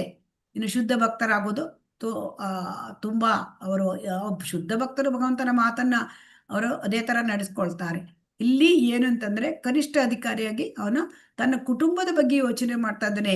ಇಲ್ಲಿ ಕೃಷ್ಣ ಏನ್ ಹೇಳ್ತಾ ಇದ್ದಾನೆ ಅದನ್ನ, ಭಗವಂತ ಏನ್ ಹೇಳ್ತಾ ಇದ್ದಾನೆ ಅದನ್ನ ಅವನಿಗೆ ಮುಖ್ಯ ಆಗಿಲ್ಲ. ಸೊ ಅಲ್ಲಿ ನಾವೇನ್ ತಿಳ್ಕೊಳ್ಬೇಕು ಅಂದ್ರೆ, ನಾವು ಭಕ್ತಿಯಲ್ಲಿ ಮುಂದುವರಿಬೇಕು. ನಾವು ಯಾವಾಗ ಭಕ್ತಿಯಲ್ಲಿ ಮುಂದುವರಿತೇವೆ ಆವಾಗ ನಮಗೆ ಭಗವಂತ ಅವನನ್ನ ಪಡ್ಕೊಳ್ಳೋದು, ಭಗವಂತನ ಬಗ್ಗೆ ನಮಗೆ ಪ್ರಾಮುಖ್ಯವಾಗತ್ತೆ. ಎಲ್ಲಿವರೆಗೆ ನಾವು ಭಕ್ತಿಯಲ್ಲಿ ಮುಂದುವರಿಯೋದಿಲ್ವೋ ಅಲ್ಲಿವರೆಗೆ ನಮಗೆ ಕುಟುಂಬ ಪ್ರಾಮುಖ್ಯ ಆಗತ್ತೆ ಅಲ್ವಾ. ಹರೇ ಕೃಷ್ಣ. ಹಾ, ಈಗ ಎರಡನೇ ಕಾರಣ ಹೇಳ್ತಾನೆ, ಪಾಪದ ಚಟುವಟಿಕೆಗಳು, ಇದನ್ನ ಹೇಳ್ತಾನೆ. ಓದಿ ಯಾರು? ಹರೇ ಕೃಷ್ಣ. ಜಯಲಕ್ಷ್ಮಿ ಮಾತಾಜಿ ಓದಿ. ಹರೇ ಕೃಷ್ಣ ಮಾತಾಜಿ. ಪಾಪದ ಚಟುವಟಿಕೆಗಳು. ಪಾಪಮೇವಾಶ್ರಯ ದಾಸ್ಮಾನ್ ಪಾಪಂ, ಪಾಪಗಳು ಏವ ಖಂಡಿತವಾಗಿ ಆಶ್ರಯಿಸುವುದು, ಅಸ್ಮಾನ್ ನಮ್ಮನ್ನು. ಇಂತಹ ಆಕ್ರಮಣಕಾರರನ್ನು ಕೊಂದರೆ ನಮಗೆ ಪಾಪವೇ ಘಟಿಸುತ್ತದೆ. ಧನ್ಯವಾದಗಳು ಮಾತಾಜಿ. ಹರೇ ಕೃಷ್ಣ. ಹರೇ ಕೃಷ್ಣ. ಅದು ಎಷ್ಟನೇ ಶ್ಲೋಕ? 36ನೇ ಶ್ಲೋಕ ಮಾತಾಜಿ. 36 ಮಾತಾಜಿ. ಹರೇ ಕೃಷ್ಣ. ಪಾಪಮೇವಾಶ್ರಯೇದಸ್ಮಾನ್ ಹತ್ವೈತಾನ್ ಆತತಾಯಿನಃ ತಸ್ಮಾನ್ನರ್ಹ ವಯಂ ಹಂತುಂ ಧಾರ್ತರಾಷ್ಟ್ರಾನ್ ಸ್ವಬಾಂಧವಾನ್ ಸ್ವಜನಂ ವಿಕತಂ ಹತ್ವಾ ಸುಖಿನಃ ಸ್ಯಾಮ ಮಾಧವ ಅಂತ ಹೇಳ್ತಾನೆ. ಅಂದ್ರೆ ಇವರೆಲ್ಲ ಆಕ್ರಮಣ ಮಾಡ್ಲಿಕ್ಕೆ ರೆಡಿ ಹಾಕೊಂಡು ಬಂದಿದ್ದಾರೆ, ಆದರೂ ಕೂಡ ಇವರನ್ನು ಕೊಂದ್ರೆ ನಮಗ್ ಪಾಪ ಬರ್ತದೆ ಅಂತ ಹೇಳ್ತಾನೆ ಅರ್ಜುನ. ನಾವು ಧೃತರಾಷ್ಟ್ರನ ಮಕ್ಕಳು, ಅವ್ರ ಕುಟುಂಬದವರು, ಅವರು ನಮ್ಮ ಸ್ನೇಹಿತರುಗಳು ಬೇರೆ ಬೇರೆ ಇದ್ದಾರೆ ಇಲ್ಲಿ. ಅವರನ್ನು ಕೊಲ್ಲುವುದು ನನಗೆ ಇದು ಸರಿ ಕಾಣೋದಿಲ್ಲ. ನಮಗೆ ನಮ್ಮ ಬಂಧುಗಳನ್ನು ಕೊಂದು ನಾವೇನ್ ಪಡ್ಕೊಳಿಕ್ ಸಾಧ್ಯ ಅಂತ ಹೇಳ್ತಾರೆ. ಸೊ ಇಲ್ಲಿ 6 ರೀತಿಯ ಆತತಾಯನಗಳ ಬಗ್ಗೆ ಭಾವಾರ್ಥದಲ್ಲಿ ಹೇಳಿದ್ದಾರೆ. ಆತತಾಯಿಗಳು ಅಂತಂದ್ರೆ ಇನ್ನೊಬ್ಬರ ಮೇಲೆ ದುರಾಕ್ರಮಣ ಮಾಡ್ತಕ್ಕಂಥವರು. ಅಂದರೆ 6 ರೀತಿಯ ಜನ ಇದ್ದಾರೆ. ವಿಷ ಹಾಕುವವರು, ಇನ್ನೊಬ್ಬರ ಅಂದ್ರೆ ಬೇರೆಯವರಿಗೆ ವಿಷ ಹಾಕುವವರು, ಮನೆಗೆ ಬೆಂಕಿ ಹಚ್ಚುವವನು, ಮಾರಕ ಆಯುಧಗಳಿಂದ ಹಲ್ಲೆ ಮಾಡುವವನು, ಸಂಪತ್ತನ್ನು ಲೂಟಿ ಮಾಡುವವನು, ಮತ್ತೊಬ್ಬರ ಒಂದು ನೆಲವನ್ನು ಮಾಡಿಕೊಳ್ಳುವವನು, ಮತ್ತೊಬ್ಬನ ಹೆಂಡತಿಯನ್ನು ಅಪಹರಿಸುವವನು. ಇಲ್ಲಿ ಇವರೆಲ್ಲ ಆಕ್ರಮಣಕಾರರು. ಇಲ್ಲಿ ಕೌರವರು ಆಕ್ರಮಣಕಾರರು, ಎಲ್ಲದನ್ನು ಮಾಡಿದ್ದಾರೆ. ದುರ್ಯೋಧನ ನೋಡಿ, ವಿಷ ಹಾಕಿದ್ದಾನೆ, ಭೀಮನಿಗೆ ವಿಷ ಹಾಕಿದ್ದಾನೆ, ಅವರ ಅರಗಿನ ಮನೆಗೆ ಬೆಂಕಿ ಹಚ್ಚಿ ಸುಡಲಿಕ್ಕೆ ಪ್ರಯತ್ನ ಮಾಡಿದ್ದಾರೆ ಅಲ್ವಾ. ಮಾರಕ ಆಯುಧಗಳಿಂದ ಹಲ್ಲೆ ಮಾಡುವರು, ಸಂಪತ್ತನ್ನು ಲೂಟಿ ಮಾಡಲು ಅಂದ್ರೆ ಅವ್ರು ಏನ್ ಮಾಡಿದ್ದಾರೆ, ಇಡೀ ಸಂಪತ್ತನ್ನು ಲೂಟಿ ಮಾಡ್ಲಿಕ್ಕಾಗಿ ಮೋಸದ ದ್ಯೂತವನ್ನು ಮಾಡಿದ್ದಾರೆ ಅಲ್ವಾ. ಮತ್ತೊಬ್ಬರಂದ್ರೆ ಅವರ ಪಾಂಡವರಿಗೆ ಪಾಲು ಕೊಡಬಾರದು ಆ ದೃಷ್ಟಿಯಿಂದ. ಮತ್ತೆ ದ್ರೌಪದಿಯನ್ನ ಅವರು ಇದನ್ನು ಮಾಡ್ಲಿಕ್ಕೆ, ಶೀಲಭರಣ ಮಾಡ್ಲಿಕ್ಕೆ ಪ್ರಯತ್ನ ಮಾಡಿದ್ದಾರೆ. ಸೊ ಹಾಗಾಗಿ ಇವರು ಎಲ್ಲ ರೀತಿಯಲ್ಲೂ ಕೂಡ ಆಕ್ರಮಣಕಾರರೇ. ಆದರೆ ಅರ್ಜುನ ಇಲ್ಲಿ ಸಾಧಾರಣ ಮನುಷ್ಯ ಅಲ್ಲ, ಅವನು ಶುದ್ಧ ಭಕ್ತ. ಹಾಗಾಗಿ ಅವನಿಗೆ ಸಂತ ಸದೃಶ ಭಾವ, ಅಂದ್ರೆ ಸೇಂಟ್ಲಿ ಒಂದರ ತರ ಭಾವನೆ, ತುಂಬಾ ಸಾಧು ಸ್ವಭಾವದವನು. ಸೊ ಹಾಗಾಗಿ ಇಲ್ಲಿ ಅವನು ಇಂಥ ಮಾರಕ ಆಯುಧಗಳಿಂದ ಅಥವಾ ದುರಾಕ್ರಮಣ ಮಾಡುವವರನ್ನು ಕೂಡ ಅವನು ಕೊಲ್ಲಲಿಕ್ಕೆ ಅದು ಪಾಪ ಆಗತ್ತೆ ಅಂತ ನಮಗೆ ಹೇಳ್ತಾರೆ. ಅಂದ್ರೆ ಅರ್ಜುನನು ತನ್ನ ಒಂದು ಇದನ್ನ ಹೇಳ್ತಾನೆ, ಕಾರಣ ಹೇಳ್ತಾನೆ. ಆದರೆ ವೇದದ ಪ್ರಕಾರ ಇಂತಹ ಆಕ್ರಮಣಕಾರರನ್ನು ಕೊಂದರೆ ಅಲ್ಲೇನು ಪಾಪ ಇಲ್ಲಂತೆ. ಇಲ್ಲಿ ನೋಡಿ, ಶ್ರೀರಾಮ ಅಂದ್ರೆ ಅಪಹರಣ ಮಾಡಿದ ಅಲ್ವಾ ಸೀತೆಯನ್ನ. ಅವಾಗ ರಾವಣನನ್ನು ಯುದ್ಧ ಮಾಡಿದ ಅಲ್ವಾ, ರಾವಣ ಜೊತೆ ಯುದ್ಧ ಮಾಡಿದ್ದಾನೆ ಅಲ್ವಾ. ಹರೇ ಕೃಷ್ಣ. ಹೌದು ಮಾತಾಜಿ, ಹೌದು. ಇದನ್ನ ನಮ್ಗೆ ತಿಳ್ಕೊಳ್ಬೇಕು. ಸೊ ಅದಕ್ಕೆ ಇಲ್ಲಿ ಏನ್ ಹೇಳ್ತಾರೆ, ಆದರೆ ಅರ್ಜುನ ಈ ತರ ನೀನು ನನಗೆ ಇವ್ರನ್ನೆಲ್ಲ ಕೊಲ್ಲು ಅಂತ ಹೇಳಬೇಡ, ನನಗೆ ನೀನು ಮಾಧವ, ನೀನು ಭಾಗ್ಯ ದೇವತೆಯ ಪತಿ. ಸೊ ಇದೆಲ್ಲ ದೌರ್ಭಾಗ್ಯಕರ ರೀತಿ ದಾರಿ, ಇದೆಲ್ಲ ಇದನ್ನ ನನಗೆ ಪ್ರೇರೇಪಿಸಬೇಡ ಅಂತ ಹೇಳ್ತಾನೆ.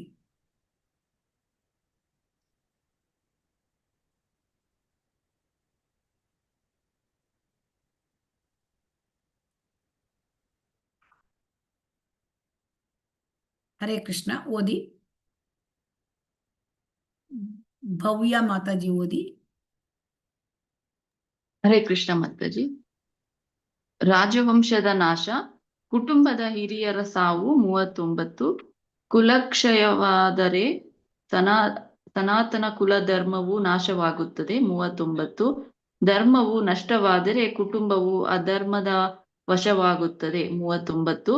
ಅಧರ್ಮದವು ಪ್ರಧಾನವಾದಾಗ ಕುಲಸ್ತ್ರೀಯರು ನೀತಿ ಭ್ರಷ್ಟರಾಗುತ್ತಾರೆ 40. ನೀತಿ ಭ್ರಷ್ಟವಾದಾಗ ಅನಿಷ್ಟ ಸಂತಾನ ಸೃಷ್ಟಿಯಾಗುತ್ತದೆ 40. ಸಮುದಾಯ ಯೋಜನೆಗಳು ಮತ್ತು ಕುಟುಂಬ ಕಲ್ಯಾಣ ಚಟುವಟಿಕೆಗಳು ನಾಶವಾಗುತ್ತದೆ 42. ಧನ್ಯವಾದಗಳು. ಹರೇ ಕೃಷ್ಣ. ಹರೇ ಕೃಷ್ಣ.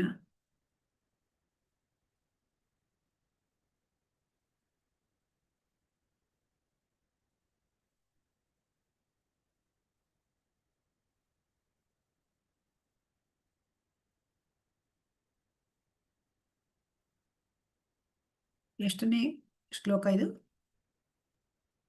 39 ಮಾತಾಜಿ. ಹಾ. ಕುಲಕ್ಷಯೇ ಪ್ರಣಶ್ಯಂತಿ ಕುಲಧರ್ಮಾಃ ಸನಾತನಾಃ ಧರ್ಮೇನಸ್ತೆ ಕುಲಂ ಕೃಷ್ಣಂ ಅಧರ್ಮೋ ಅಭಿಭವತ್ಯುತ. ಇಲ್ಲಿ ಅರ್ಜುನ ಎಲ್ಲ ಕಾರಣ ಹೇಳ್ತಾನೆ. ಇಲ್ಲಿ ಏನಾಗುತ್ತೆ ಅಂತಂದ್ರೆ, ಯುದ್ಧದಲ್ಲಿ ಯಾವಾಗಲೂ ಅಲ್ಲಿ ಯುದ್ಧಕ್ಕೆ ಬಂದವರೆಲ್ಲರೂ ಕೂಡ ಮನೆಯ ಅಂದ್ರೆ ಗಂಡಸರೇ ಬಂದಿರ್ತಾರೆ ಯುದ್ಧಕ್ಕೆ ಅಲ್ವಾ? ಹರೇ ಕೃಷ್ಣ. ಮನೆಯಲ್ಲಿ ಅಲ್ವಾ? ಅಲ್ಲಿ ಏನಾಗುತ್ತೆ, ಕುಲಕ್ಷಯವಾದರೆ ವಂಶನಾಶ ಆಗತ್ತೆ ಅಲ್ವಾ? ಮನೆಯಲ್ಲಿ ಹಿರಿಯರು ಗಂಡಸರು ಅಲ್ವಾ, ಮನೆಯ ಸಂಸಾರ ನಡ್ಸ್ಕೊಂಡು ಹೋಗ್ಲಿಕ್ಕೆ. ಅವರು ಇಲ್ಲ ಅಂದ್ರೆ ಕುಲಧರ್ಮ ನಾಶವಾಗ್ತದೆ. ಆವಾಗ ಧರ್ಮ ಕಾರ್ಯಗಳನ್ನ ಮಾಡ್ಕೊಂಡು ಹೋಗ್ಲಿಕ್ಕೆ ಕಷ್ಟ ಆಗ್ತದೆ ಅಲ್ವಾ ಕುಟುಂಬದಲ್ಲಿ, ಅಲ್ವಾ? ಹರೇ ಕೃಷ್ಣ. ಕುಟುಂಬದಲ್ಲಿ ಒಂದು ಕುಟುಂಬದಲ್ಲಿ ಬೇಕು ಹಿರಿಯರಾದ್ರು ಗಂಡಸರು ಬೇಕು ಮನೆಯಲ್ಲಿ ಅಲ್ವಾ? ನೋಡಿ, ವರ್ಣಾಶ್ರಮ ಧರ್ಮ ವ್ಯವಸ್ಥೆಯಲ್ಲಿ ಈಗ ಏನಾಗತ್ತಂದ್ರೆ, ಕುಟುಂಬದ ಸದಸ್ಯರು ಒಳ್ಳೆ ರೀತಿಯಲ್ಲಿ ಬೆಳ್ಕೊಂಡು ಬರ್ಬೇಕಪ್ಪ. ಮತ್ತೆ ಸಂಸಾರದಲ್ಲಿ ಮನೆಯಲ್ಲಿ ಒಂದು ವಾತಾವರಣ, ಆಧ್ಯಾತ್ಮಿಕ ವಾತಾವರಣ ಬರಬೇಕು ಅಂತಂದ್ರೆ ಮನೆಯಲ್ಲಿ ಹಿರಿಯವರು ಅವರು ಮಾರ್ಗದರ್ಶನಕ್ಕೆ ಬೇಕಲ್ವಾ? ಹಿರಿಯವರು ಮಾರ್ಗದರ್ಶನಕ್ಕೆ ಬೇಕು. ಈಗ ನೋಡಿ, ಹುಟ್ಟಿನಿಂದ ಸಾಯುವವರೆಗೆ ಎಲ್ಲ ಸಂಸ್ಕಾರಗಳಿರುತ್ತೆ ಅಲ್ವಾ? ಹುಟ್ಟಿನಿಂದ ಸಾಯುವವರೆಗೆ ಒಂದು ಮನುಷ್ಯನಿಗೆ ಒಂದು ಮಗುವಿಂದ ಹಿಡಿದು ಮಗುವಿಗೆ ಒಂದು ಇದನ್ನ ಅಂದ್ರೆ ಒಂದು ನಾಮಕರಣ, ಅಲ್ಲಿಂದ ಚೌಲ ಎಲ್ಲ ಇರ್ತದಿಲ್ಲ, ಷೋಡಶ ಸಂಸ್ಕಾರಗಳು. ಅದಕ್ಕೆಲ್ಲ ಕುಟುಂಬಕ್ಕೆ ಹಿರಿಯರೇ ಹೊಣೆ ಅಲ್ವಾ? ಕುಟುಂಬದಲ್ಲಿ ಹಿರಿಯರು ತೀರ್ಕೊಂಡ್ರೆ ಏನಾಗುತ್ತೆ, ಶುದ್ಧೀಕರಣ ಸಂಪ್ರದಾಯಗಳು ನಿಂತು ಹೋಗ್ಬಿಡ್ಬೋದು. ಅವಾಗ ಸಂಸಾರದಲ್ಲಿ ಕಿರಿಯರು ಅಂದ್ರೆ ಯಾರು ಇರ್ತಾರೆ? ಮಕ್ಕಳು ಇರ್ತಾರೆ, ಆಮೇಲೆ ಹೆಂಗಸರು ಇರ್ತಾರೆ. ಸೊ ಹಾಗಾಗಿ ಕಿರಿಯರಿಗೆ ಏನಾದ್ರೂ ಅಧಾರ್ಮಿಕ ಅಭ್ಯಾಸಗಳು ಬರಬಹುದು ಅಲ್ವಾ? ತಂದೆ ಇಲ್ಲದ ಮನೆಯಲ್ಲಿ ಅಲ್ವಾ? ಈ ತರ ಎಲ್ಲ ಅರ್ಜುನ ಪ್ರಶ್ನೆಗೆ ಒಂದು ಕಾರಣ ಹೇಳ್ತಾನೆ. ಇಲ್ಲಿ ನೋಡೋಣ. ಅಧರ್ಮ ಅಭಿಭವಾತ್ ಕೃಷ್ಣ ಪ್ರದುಷ್ಯಂತಿ ಕುಲ ಸ್ತ್ರೀಯಃ ಸ್ತ್ರೀಷು ದುಷ್ಟಾಸು ವಾರ್ಷ್ಣೇಯ ಜಾಯತೆ ವರ್ಣ ಸಂಕರಃ. ಅಂದ್ರೆ ಏನಾಗತ್ತೆ, ಮನೆಯಲ್ಲಿ ಹಿರಿಯರು ಗಂಡಸರು ಇಲ್ಲ ಅಂದಾಗ ಏನಾಗತ್ತೆ, ಅಧರ್ಮ ಪ್ರಧಾನವಾಗತ್ತೆ. ಈಗ ಒಂದು ಇಡೀ ಒಂದು ದೇಶದಲ್ಲಿ ಎಷ್ಟೋ ಜನ ಸೈನಿಕರಿದ್ದಾರೆ, 18 ಅಕ್ಷೋಣಿ ಸೈನಿಕರಿದ್ದಾರೆ ಅಲ್ವಾ? ಆ ಸೈನಿಕರೆಲ್ಲ ನಿಧನ ಹೊಂದಿದರೆ ಏನಾಗತ್ತೆ, ಅವರ ಕುಟುಂಬದಲ್ಲಿ ಏನಾಗತ್ತೆ, ಸ್ತ್ರೀಯರು ಅವರಿಗೆ ನೀತಿ ಭ್ರಷ್ಟರಾಗಿ ಅನಿಷ್ಟ ಸಂತಾನ ಉತ್ಪನ್ನ ಆಗತ್ತೆ ಅಲ್ವಾ? ಅವರಿಗೆ ರಕ್ಷಣೆ ಇರೋದಿಲ್ಲ ಅಲ್ವಾ? ಹರೇ ಕೃಷ್ಣ. ಈಗ ಕುಟುಂಬದಲ್ಲಿ ರಕ್ಷಣೆ ಬರಬೇಕು ಹೆಂಗಸರಿಗೆ ಅಲ್ವಾ? ಈಗ ಮಹಿಳೆಯರಿಗೆ ರಕ್ಷಣೆ ಬೇಕು ಅಲ್ವಾ? ಚಿಕ್ಕಂದ್ರಿದ್ದಾಗ ತಂದೆಯ ರಕ್ಷಣೆ ಇರುತ್ತೆ ಅಲ್ವಾ? ಮನುಸಂಹಿತೆಯಲ್ಲಿ ಹೇಳಿದ್ದಾರೆ ಅಲ್ವಾ? ಚಿಕ್ಕಂದ್ರೆ ತಂದೆಯ ರಕ್ಷಣೆ ಇರುತ್ತೆ. ಆಮೇಲೆ ಅವರಿಗೆ ವಯಸ್ಸು ಬಂದಾಗ, ಮದುವೆ ಆದಾಗ ಗಂಡನ ರಕ್ಷಣೆಯಲ್ಲಿ ಇರ್ತಾರೆ. ಆಮೇಲೆ ಅವರಿಗೆ ವಯಸ್ಸಾದ ಮೇಲೆ ಮಗನ ರಕ್ಷಣೆಯಲ್ಲಿ ಇರ್ತಾರೆ ಅಲ್ವಾ? ಸೊ ಹಾಗಾಗಿ ಇದೇನಾಗುತ್ತೆ ಅಂತಂದ್ರೆ, ಇಲ್ಲಿ ಅಧರ್ಮ ಪ್ರಧಾನವಾಗ್ಬಿಡುತ್ತೆ. ಅವಾಗ ಕುಲಸ್ತ್ರೀಯರು ನೀತಿ ಭ್ರಷ್ಟರಾಗ್ತಾರೆ. ಈ ನೀತಿ ಭ್ರಷ್ಟರಾದಾಗ ಏನಾಗುತ್ತೆ, ಇಲ್ಲಿ ಸಂತಾನ ಅದು ಅನಿಷ್ಟ ಸಂತಾನ ವೃದ್ಧಿ ಆಗತ್ತೆ. ಸೊ ಹಾಗಾಗಿ ಸ್ತ್ರೀಯರ ಪಾತಿವ್ರತ್ಯ ಮತ್ತು ನಿಷ್ಠೆ ಬೇಕು, ಒಳ್ಳೆಯ ಜನಸಂಖ್ಯೆ ಬೇಕು ಅಂತಂದ್ರೆ ಅಲ್ವಾ? ನಮ್ಮ ಈ ಒಂದು ಸಮಾಜದಲ್ಲಿ ಒಳ್ಳೆಯ ಜನಸಂಖ್ಯೆ ಬರ್ಬೇಕಂತಂದ್ರೆ ಅಲ್ವಾ, ಇರ್ಬೇಕು ಅಲ್ವಾ? ಪಾತಿವ್ರತ್ಯ ತುಂಬಾ ಮುಖ್ಯವಾಗಿರುತ್ತೆ.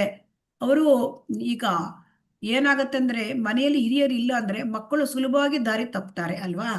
ಅದೇ ತರ ಸ್ತ್ರೀಯರು ಭ್ರಷ್ಟರಾಗಬಹುದು ಅಲ್ವಾ? ಅದಕ್ಕೆ ಮಕ್ಕಳಿಗೆ, ಸ್ತ್ರೀಯರಿಗೆ ತುಂಬಾ ಕುಟುಂಬದ ಹಿರಿಯರ ರಕ್ಷಣೆ ಬೇಕು. ಸೊ ಹಾಗಾಗಿ ಅವರು ಬೇರೆ ಒಂದು ರೀತಿಯ ತಪ್ಪು ದಾರಿಗೆ ಇಳಿಲಿಕ್ಕೆ ಅವರಿಗೆ ಅವಕಾಶ ಆಗ್ಬಿಡುತ್ತೆ ಇವರನ್ನೆಲ್ಲ ಕೊಂದರೆ. ಸೊ ಹಾಗಂತ ಅವನು ಹೇಳ್ತಾರೆ. ಸಂಕರೋ ನರಕಾಯೈವ ಕುಲಜ್ಞಾನಂ ಕುಲಸ್ಯ ಚ ಪತಂತಿ ಪಿತರೋ ಹಿ ಯೇಷಾಂ ಲುಪ್ತ ಪಿಂಡೋದಕ ಕ್ರಿಯಾಃ. ಅಂದ್ರೆ ಬೇಡದ ಜನಸಂಖ್ಯೆ ಆಗ್ಬಿಟ್ರೆ ಅಂದ್ರೆ ಎಲ್ಲ ಒಂದ್ ರೀತಿ ಸಮಾಜದಲ್ಲಿ ಅಶಾಂತಿಯೂ ಕೂಡ ಆಗತ್ತೆ ಅಲ್ವಾ? ಇಲ್ಲಿ ಬದುಕು ನರಕ ಸದೃಶ ಆಗ್ತದೆ ಅಂತೆ.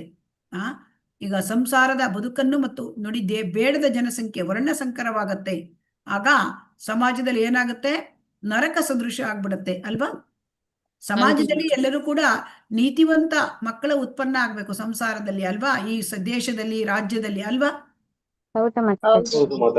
ಅದು ಬಿಟ್ಟು ಆ ಭ್ರಷ್ಟ ಜನ ಎಲ್ಲ ಆಗ್ಬಿಟ್ರೆ ಸಂಸಾರದಲ್ಲಿ, ಈ ಒಂದು ಸಮಾಜದಲ್ಲಿ ಏನಾಗುತ್ತೆ, ಎಲ್ಲ ಡಕಾಯಿತಿ, ಆಮೇಲೆ ಭಯೋತ್ಪಾದಕರು ಇಂಥವರೇ ಆಗ್ಬಿಡ್ತಾರಲ್ವಾ. ಹೌದು ಮಾತಾಜಿ. ನೀತಿಯುತವಾದ ಒಂದು ಸಮಾಜ ನಿರ್ಮಾಣ ಆಗೋದಿಲ್ಲ. ಅದಕ್ಕೆ ಹಿರಿಯರ ಮಾರ್ಗದರ್ಶನಕ್ಕೆ ಬೇಕು ಅಂತ ಇಲ್ಲಿ ಹೇಳ್ತಾ ಇದ್ದಾರೆ. ಆಮೇಲೆ ಇದು ಹಿರಿಯರನ್ನ ಯಾರು ಇಲ್ಲ ಆವಾಗ ಏನಾಗುತ್ತೆ, ಅವರ ಪೂರ್ವಿಕರಿಗೆ ಪಿಂಡೋದಕ ಕ್ರಿಯೆ ಮಾಡಬೇಕು ಅಲ್ವಾ, ಅದು ಕೂಡ ನಿಂತೋಗ್ಬಿಡುತ್ತೆ ಭ್ರಷ್ಟ ಸಮಾಜ ಇದ್ರೆ ಅಲ್ವಾ. ಹೌದು ಮಾತಾಜಿ. ಹಾ, ಇದೆಲ್ಲ ಹೇಳ್ತಾ ಇದ್ದಾನೆ ಅವನು ಅರ್ಜುನ. ಕೃಷ್ಣ ಕೇಳಿಸ್ಕೊಳ್ತಾ ಇದ್ದಾನೆ, ಯಾಕಂದ್ರೆ ಪಿತೃಗಳಿಗೆ ಆ ಪಿಂಡ ಪ್ರದಾನ ಕೊಡ್ತಕ್ಕಂಥದ್ದು, ಶ್ರಾದ್ದ, ಇದೆಲ್ಲ ನಿಂತು ಹೋಗ್ಬಿಡುತ್ತೆ ಅಂತ ಹೇಳ್ತಾ ಇದ್ದಾನೆ. ದೋಷೈರೇತೈ ಕುಲಜ್ಞಾನ ವರ್ಣ ಸಂಕರ ಕಾರಕೈ ಉತ್ಸಾದ್ಯಂತೆ ಜಾತಿ ಧರ್ಮಾಃ ಕುಲಧರ್ಮಾಶ್ಚ ಶಾಶ್ವತಾಃ. ಇದು ಕುಟುಂಬ ಸಂಪ್ರದಾಯವನ್ನ ನಾಶ ಮಾಡಿಬಿಟ್ರೆ, ಬೇಡದ ಮಕ್ಕಳನ್ನ ಸೃಷ್ಟಿಯಾದರೆ ಅವರು ಬೇಡದ ಮಕ್ಕಳು, ಆಮೇಲೆ ಎಲ್ಲೋದ್ರೂ ದುಷ್ಕರ್ಮಗಳೇ ನಡೆಯುತ್ತೆ ಅಲ್ವಾ. ಹೌದು ಮಾತಾಜಿ. ನೋಡಿ, ಸಮಾಜದಲ್ಲಿ ಒಳ್ಳೆಯ ಈಗ ಸಮಾಜದಲ್ಲಿ ಒಂದು ಒಳ್ಳೆಯ ಎಲ್ಲ ಒಳ್ಳೆಯ ಮಕ್ಕಳಿದ್ರೆ ಸಮಾಜದ ಅಭಿವೃದ್ಧಿ ಆಗುತ್ತೆ ಅಲ್ವಾ. ಹೌದು ಮಾತಾಜಿ. ಇಲ್ಲ ಅಂದ್ರೆ ಇಲ್ಲಿ ದುಷ್ಕರ್ಮಿಗಳಾಗ್ಬಿಟ್ರೆ ಏನಾಗುತ್ತೆ, ಸಮಾಜದಲ್ಲಿ ಎಲ್ಲ ಕುಟುಂಬ ಕಲ್ಯಾಣ, ಎಲ್ಲರ ಒಂದು ಉದ್ಧಾರದ ಚಟುವಟಿಕೆಗಳು ಎಲ್ಲ ನಿಂತು ಹೋಗ್ಬಿಡುತ್ತೆ, ನಾಶವಾಗ್ಬಿಡುತ್ತೆ ಅಲ್ವಾ. ಹಾಗಾಗಿ ನೋಡ್ತಾನೆ. ಅದರಿಂದ ಇಲ್ಲಿ ಏನ್ ಹೇಳ್ತಾರೆ, ಹೊಣೆಗಾರಿಕೆ ತಿಳಿಯದ ಸಮಾಜದ ನಾಯಕರು ಸನಾತನ ಧರ್ಮವನ್ನು ಒಡೆದರೆ ಆ ಸಮಾಜದಲ್ಲಿ ಅವ್ಯವಸ್ಥೆ ಉಂಟಾಗುತ್ತದೆ. ಜನ ಭಗವಂತನನ್ನೇ ಮರ್ತು ಬಿಡ್ತಾರೆ ಅಲ್ವಾ.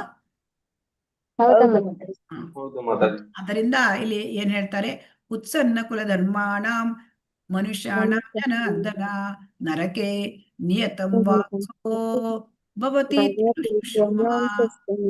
ಅಂದ್ರೆ ನೀನು ಜನಾರ್ದನ, ಭಗವಂತ ಯಾರು, ಕೃಷ್ಣ, ಅರ್ಜುನ ಹೇಳ್ತಾನೆ ನೀನು ಜನಾರ್ದನ. ಜನಾರ್ದನ ಅಂತಂದ್ರೆ ಈಗ ನಮ್ಮ ಒಂದು ಎಲ್ಲರ ಹೃದಯದಲ್ಲಿ ಪರಮಾತ್ಮನಾಗಿ ಇರ್ತಾನಲ್ಲ, ಕ್ಷೀರೋದಕ್ಷಾಯಿ ವಿಷ್ಣು, ಅವನೇ ಜನಾರ್ದನ ಭಗವಂತ. ಸೊ ಅವನು ಎಲ್ಲರನ್ನೂ ಕಾಪಾಡ್ತಾನೆ ಅಲ್ವಾ, ಪರಮಾತ್ಮ ಭಗವಂತ ಎಲ್ಲರನ್ನೂ ಕಾಪಾಡ್ತಾನೆ. ನೋಡು, ನೀನು ಎಲ್ಲರನ್ನೂ ಕಾಪಾಡುವವ. ಕುಟುಂಬ ಸಂಪ್ರದಾಯ ನಾಶ ಮಾಡ್ಲಿಕ್ಕೆ ಈ ತರ ಎಲ್ಲ ನರಕವಾಸಿಗಳಾಗ್ತಾರಲ್ವ ಎಲ್ಲ ಜನ ಪಾಪ ಮಾಡಿ, ಇದನ್ನು ಮಾಡ್ಲಿಕ್ಕೆ ನಿನ್ನನಿಗೆ ಯಾಕೆ ಹೇಳ್ತಾ ಇದೀಯಾ ಅಂತ ಹೇಳ್ತಾನೆ. ಹರೇ ಕೃಷ್ಣ. ಆದ್ರಿಂದ ಇದೆಲ್ಲ ಅಹೋಬತ ಮಹತ್ ಪಾಪಂ ಕರ್ತುಂ ವ್ಯವಸಿತ ವಯಂ ಯದ್ರಾಜ್ಯ ಸುಖಲೋಭೇನ ಹಂತುಂ ಸ್ವಜನ ಬುದ್ಧ್ಯತಃ. ಕೃಷ್ಣ, ಇಷ್ಟೊಂದು ದೊಡ್ಡ ಪಾಪಗಳನ್ನು ಮಾಡ್ಲಿಕ್ಕೆ ಈಗ ನಾವು ಯುದ್ಧ ಮಾಡ್ಲಿಕ್ಕೆ ಬಂದಿದ್ದೇವೆ. ನಾವು ಇಷ್ಟು ಮಹತ್ತರವಾದ ಪಾಪ ಅಂತಂದ್ರೆ ರಾಜ್ಯ ಸುಖದ ಲೋಭ, ನಂಗೆ ಆ ರಾಜ್ಯ ಬೇಕು, ಇದರಿಂದಾಗಿ ನಾವು ನಮ್ಮ ಜನರನ್ನೇ ಕೊಲ್ಲಲು ಒಂದು ಸಂಕಲ್ಪ ಮಾಡಿದ್ದೇವೆ, ಇದು ಬೇಡ ಅಂತ ಅರ್ಜುನ ಕಾರಣ ಹೇಳ್ತಾ ಇದ್ದಾನೆ.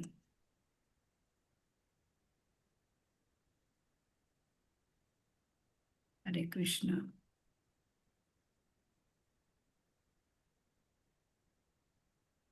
ಹರೇ ಕೃಷ್ಣ ಓದಿ, ಯಾರು ಓದ್ತೀರಿ? ಹರೇ ಕೃಷ್ಣ. ವೀಣಾ ಮಾತಾಜಿ ಓದಿ.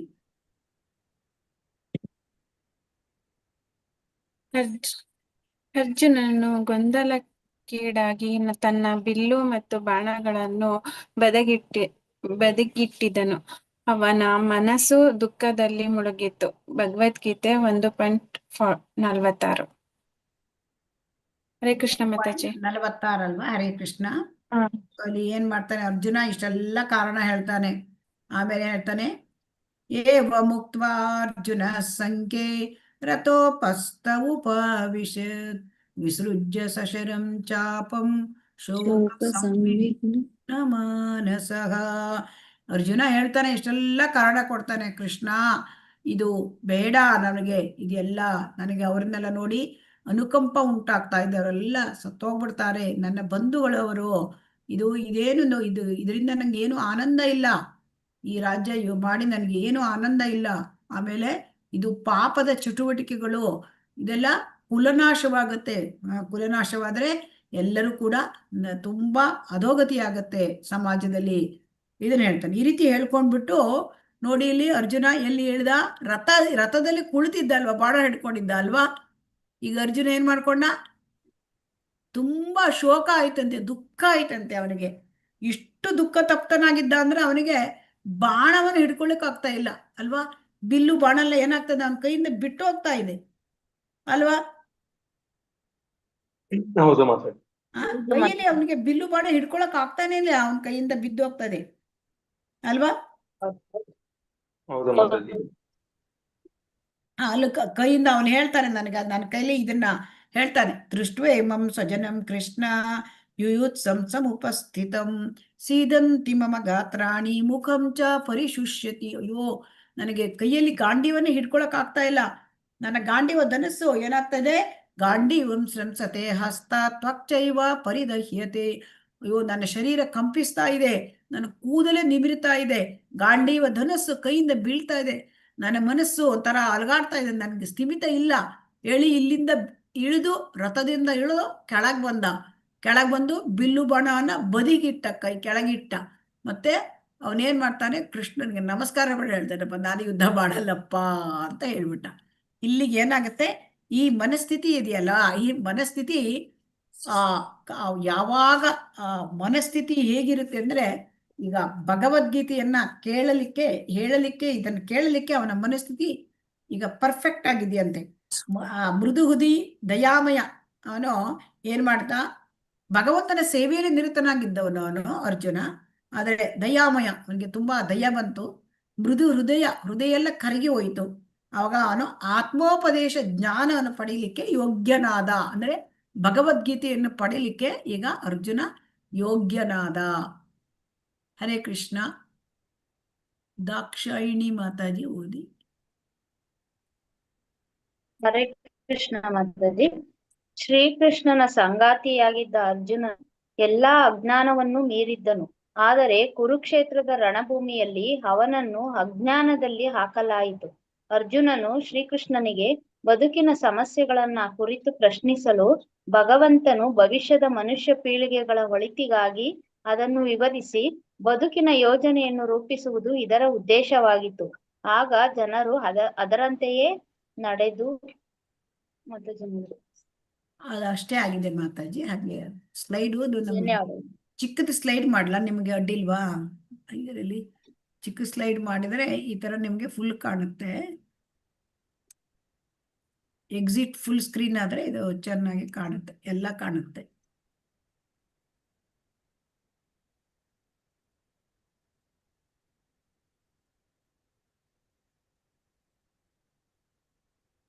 ಯಾವ ಸ್ಲೈಡ್ ಓದಿದ್ರಿ ಮಾತಾಜಿ?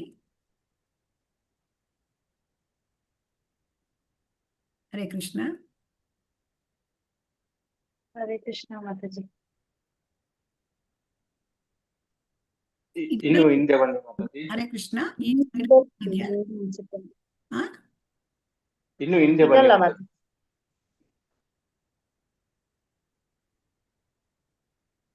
ಇಲ್ಲಿ ಬಂದಿದ್ದೇವಲ್ವಾ? ಹರೇ ಕೃಷ್ಣ. ಮಾತಾಜಿ ಇದೆ. ಬದುಕಿನ ಯೋಜನೆ ರೂಪಿಸುವುದು ಇದರ ಉದ್ದೇಶವಾಗಿತ್ತು. ಆಗ ಜನರು ಅದರಂತೆ ನಡೆದು ಮಾನವ ಜೀವನದ, ಇಲ್ಲಿ ಕೂಡ ಕಂಪ್ಲೀಟ್ ಕಾಣಿಸ್ತಾ ಇಲ್ಲ, ಇರ್ಲಿ ಬಿಡಿ ಮಾತಾಜಿ. ಹಾಗಾಗಿ ಅಜ್ಞಾನವನ್ನು ಮೀರಿದ್ದನು ಅಂದ್ರೆ, ಅರ್ಜುನ ಅಜ್ಞಾನವನ್ನು ಮೀರಿದ್ದನು ಅಂದ್ರೆ ಅವನು ಗುಡಾಕೇಶ ಅಂತ ಕರೀತಾರೆ ಅಲ್ವಾ? ಕೃಷ್ಣ ಅವನು ಅರ್ಜುನ ಅವನು ಶುದ್ಧ ಭಕ್ತರು ಗುಡಾಕೇಶ. ಅರ್ಜುನ ಅಂದ್ರೆ ಅಜ್ಞಾನವನ್ನು ಗೆದ್ದಿರ್ತಾರೆ. ಅಜ್ಞಾನವನ್ನು ಗೆದ್ದಿರ್ತಾರೆ ಅಂದ್ರೆ ಅವ್ರು ತುಂಬಾ ಜ್ಞಾನಪೂರ್ಣರಾಗಿರ್ತಾರೆ. ಹಾಗೆ ಅರ್ಜುನ ಎಲ್ಲ ಅಜ್ಞಾನವನ್ನು ಮೀರಿದ್ದನು ಅವನಿಗೆ. ಆದರೆ ಕುರುಕ್ಷೇತ್ರದಲ್ಲಿ ಅರ್ಜುನನನ್ನ ಅಜ್ಞಾನದಲ್ಲಿ ಹಾಕಲಾಯಿತು, ಅವನಿಗೆ ಭ್ರಮೆಯಲ್ಲಿ ತರಲಾಯಿತು. ಯಾಕೆ ಅಂತಂದ್ರೆ, ಭಗವಂತ ಭಗವದ್ಗೀತೆಯನ್ನು ಕೊಡ್ಲಿಕ್ಕಾಗಿ ಈ ರೀತಿಯ ಒಂದು ಯೋಜನೆಯನ್ನು ಮಾಡಿದ್ದಾನೆ. ಅರ್ಜುನನನ್ನು ಶ್ರೀಕೃಷ್ಣನಿಗೆ ಬದುಕಿನ ಸಮಸ್ಯೆಗಳನ್ನು ಕುರಿತು ಪ್ರಶ್ನಿಸಲು ಭಗವಂತನು ಭವಿಷ್ಯದ ಮನುಷ್ಯ ಪೀಳಿಗೆಗಳ ಒಳಿತಿಗಾಗಿ ಈ ಭಗವದ್ಗೀತೆಯನ್ನು ಕೊಡ್ಲಿಕ್ಕಾಗಿ ಈಗ ಅರ್ಜುನನನ್ನು ಬಳಸಿಕೊಂಡ ಅಲ್ವಾ? ಶುದ್ಧ ಭಕ್ತ ಅರ್ಜುನ, ಅವನು ಈ ತರ ಎಲ್ಲ ಬಿಹೇವ್ ಮಾಡೋದಿಲ್ಲ ಶುದ್ಧ ಭಕ್ತರು. ಆದ್ರೆ ಯಾಕೆ ಹೀಗೆ ಮಾಡಿದ್ದಾನೆ, ನಮಗೆ ಅರ್ಜುನನ ನಿಮಿತ್ತ ಮಾಡಿಕೊಂಡು ಭಗವಂತ ಈಗ ನಮಗೆ ಭಗವದ್ಗೀತೆಯನ್ನ ಕೊಡ್ತಾ ಇದ್ದಾನೆ. ಈಗ ಅರ್ಜುನ ಕರುವಿನ ತರ ಅಲ್ವಾ? ಎಲ್ಲ ಉಪನಿಷತ್ತುಗಳು ಸಾರ ಹಸುವಿನ ತರ ಅಲ್ವಾ? ಇಲ್ಲಿ ಗೋಪಾಲಕ ಕೃಷ್ಣ ಭಗವಂತ ಅಲ್ವಾ? ಹಾಲು ಕುಡಿಬೇಕಾದ್ರೆ ಮೊದಲು ಹಸುವು ಹಾಲು ಕೊಡ್ಬೇಕಾದ್ರೆ ಕರುವನ್ನು ಮೊದಲು ಬಿಡ್ತಾರೆ ಅಲ್ವಾ? ಕರು ಸ್ವಲ್ಪ ಕುಡಿಯುತ್ತೆ, ಉಳಿದ ಹಾಲನ್ನು ಯಾರು ಕುಡಿತಾರೆ? ನಾವೇ ಮಾತಾಜಿ. ಹಾಗೆ ಕೃಷ್ಣ ಕರಿತಾ ಇದ್ದಾನೆ ಹಾಲನ್ನ. ಸ್ವಲ್ಪ ಮಗು ಕರು ಕುಡಿತದೆ, ಅರ್ಜುನ ಕುಡಿತಾನೆ, ಉಳಿದೆಲ್ಲ ನಮ್ಮಂತವರಿಗೆ. ಸೊ ಹಾಗಾಗಿ ಇಲ್ಲಿ ಅರ್ಜುನನನ್ನ ಅವನು ಒಂದು ಇನ್ಸ್ಟ್ರೂಮೆಂಟ್ ಆಗಿ ಉಪಯೋಗಿಸ್ತಾ ಇದ್ದಾನೆ ಅಲ್ವಾ? ನಿಮಿತ್ತ ಮಾತ್ರವಾಗಿ ಅವನಿಗೆ ಏನ್ ಮಾಡ್ತಾ ಇದ್ದಾನೆ, ಇಲ್ಲಿ ಅವನನ್ನ ಭ್ರಮೆಗೆ ತಂದು ನಮಗೆ ಭಗವದ್ಗೀತೆ ಕೊಡ್ತಾ ಇದ್ದಾನೆ. ಇದನ್ನ ನಾವು ಆಲ್ರೆಡಿ ಓದಿದ್ದೇವೆ. ಅಧರ್ಮಾತ್ ಅಭಿಭವಾತ್ ಕೃಷ್ಣ ಪ್ರದಿಶ್ಯಂತಿ ಕುಲ ಸ್ತ್ರೀಷು ದುಷ್ಟಾಸು ವಾರ್ಷ್ಣೇಯ ಜಾಯತೆ ವರ್ಣಸಂಕರ. ಅರ್ಜುನನ್ ಹೇಳಿದ್ನಲ್ಲ, ಇದನ್ನೆಲ್ಲ ನಾವು ಓದಿದ್ದೇವೆ. ಕುಟುಂಬದಲ್ಲಿ ಅಧರ್ಮವು ಪ್ರಧಾನವಾಗಿ ಕುಲಸ್ತ್ರೀಯರು ಭ್ರಷ್ಟರಾಗ್ತಾರೆ, ಆಗ ಅನಿಷ್ಟ ಸಂತಾನ ಉತ್ಪನ್ನ ಆಗ್ತದೆ. ಇಲ್ಲಿ ಇದನ್ನು ಓದಿ. ಹರೇ ಕೃಷ್ಣ. Vinod MB Kannada L3. ಹರೇ ಕೃಷ್ಣ ಓದಿ. ಮಕ್ಕಳು ಹೇಗೆ ಸುಲಭವಾಗಿ ದಾರಿ ತಪ್ಪಬಹುದು, ಹಾಗೆ ಸ್ತ್ರೀಯರು ಸುಲಭವಾಗಿ ಭ್ರಷ್ಟರಾಗಬಹುದು. ಚಾಣಕ್ಯ ಪಂಡಿತನ ಪ್ರಕಾರ ಸ್ತ್ರೀಯರು ಸಾಮಾನ್ಯವಾಗಿ ಬಹಳ ಜಾಣರಲ್ಲವಾದುದರಿಂದ ಅವರು ನಂಬಿಕೆಗೆ ಯೋಗ್ಯರಲ್ಲ. ಹರೇ ಕೃಷ್ಣ. ಹರೇ ಕೃಷ್ಣ. ಹೀಗೆ ಹೇಳಿದ್ರೆ ನಮ್ಮ ಮಾತಾಜಿಯವರಿಗೆಲ್ಲರಿಗೂ ಇದಾಗಬಹುದು. ಹಾಗಿಂತ ಇಲ್ಲ. ಇಲ್ಲಿ ಏನ್ ಹೇಳ್ತಾರೆ ಅಂದ್ರೆ, ಚಾಣಕ್ಯ ಪಂಡಿತರು ಏನ್ ಹೇಳ್ತಾರೆ, ಸಾಮಾನ್ಯವಾಗಿ ಜಾಣರಲ್ಲ. ಇದರ ಅರ್ಥ ಏನು ಅಂತಂದ್ರೆ, ಯಾರು ಜಾಣರಲ್ಲ ಅಂತಂದ್ರೆ, ಯಾರು ಇಲ್ಲಿ ಭಕ್ತಿಗೆ ಬಂದಿರೋದಿಲ್ಲ ಅವರಿಗೆ ಇದು ಅನ್ವಯ ಆಗತ್ತೆ. ಯಾರು ಭಕ್ತಿಗೆ ಬಂದಿರ್ತಾರೆ ಸ್ತ್ರೀಯರು, ಅವರಿಗಿದು ಅನ್ವಯ ಆಗೋದಿಲ್ಲ.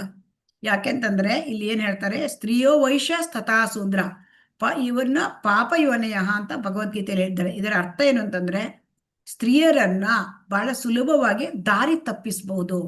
ಮಾತಿನ ಮೂಲಕ ಅವರ ಅಭಿಪ್ರಾಯವನ್ನು ಕೂಡ ನಾವು ಬದಲಾಯಿಸಬಹುದು. ಯಾಕೆಂದ್ರೆ ಮಹಿಳೆಯರು ಹೆಚ್ಚಾಗಿ ನಂಬಿ ಬಿಡ್ತಾರೆ ಅಲ್ವಾ?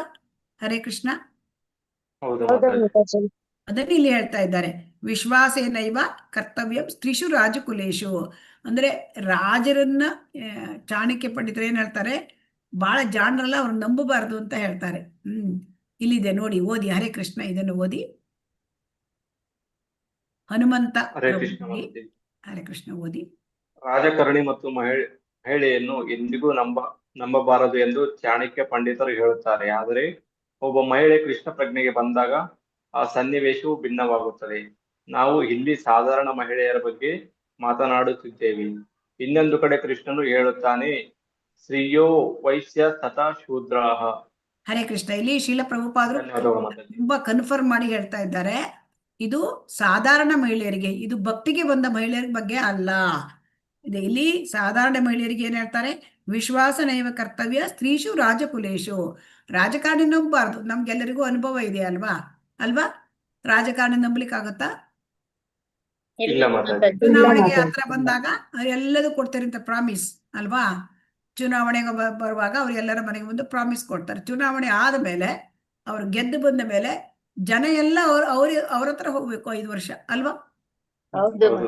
ಪ್ರಾಮಿಸ್ ಅಷ್ಟೇ, ಪ್ರಾಮಿಸ್ ಆಗಿ ಉಳಿಯುತ್ತೆ.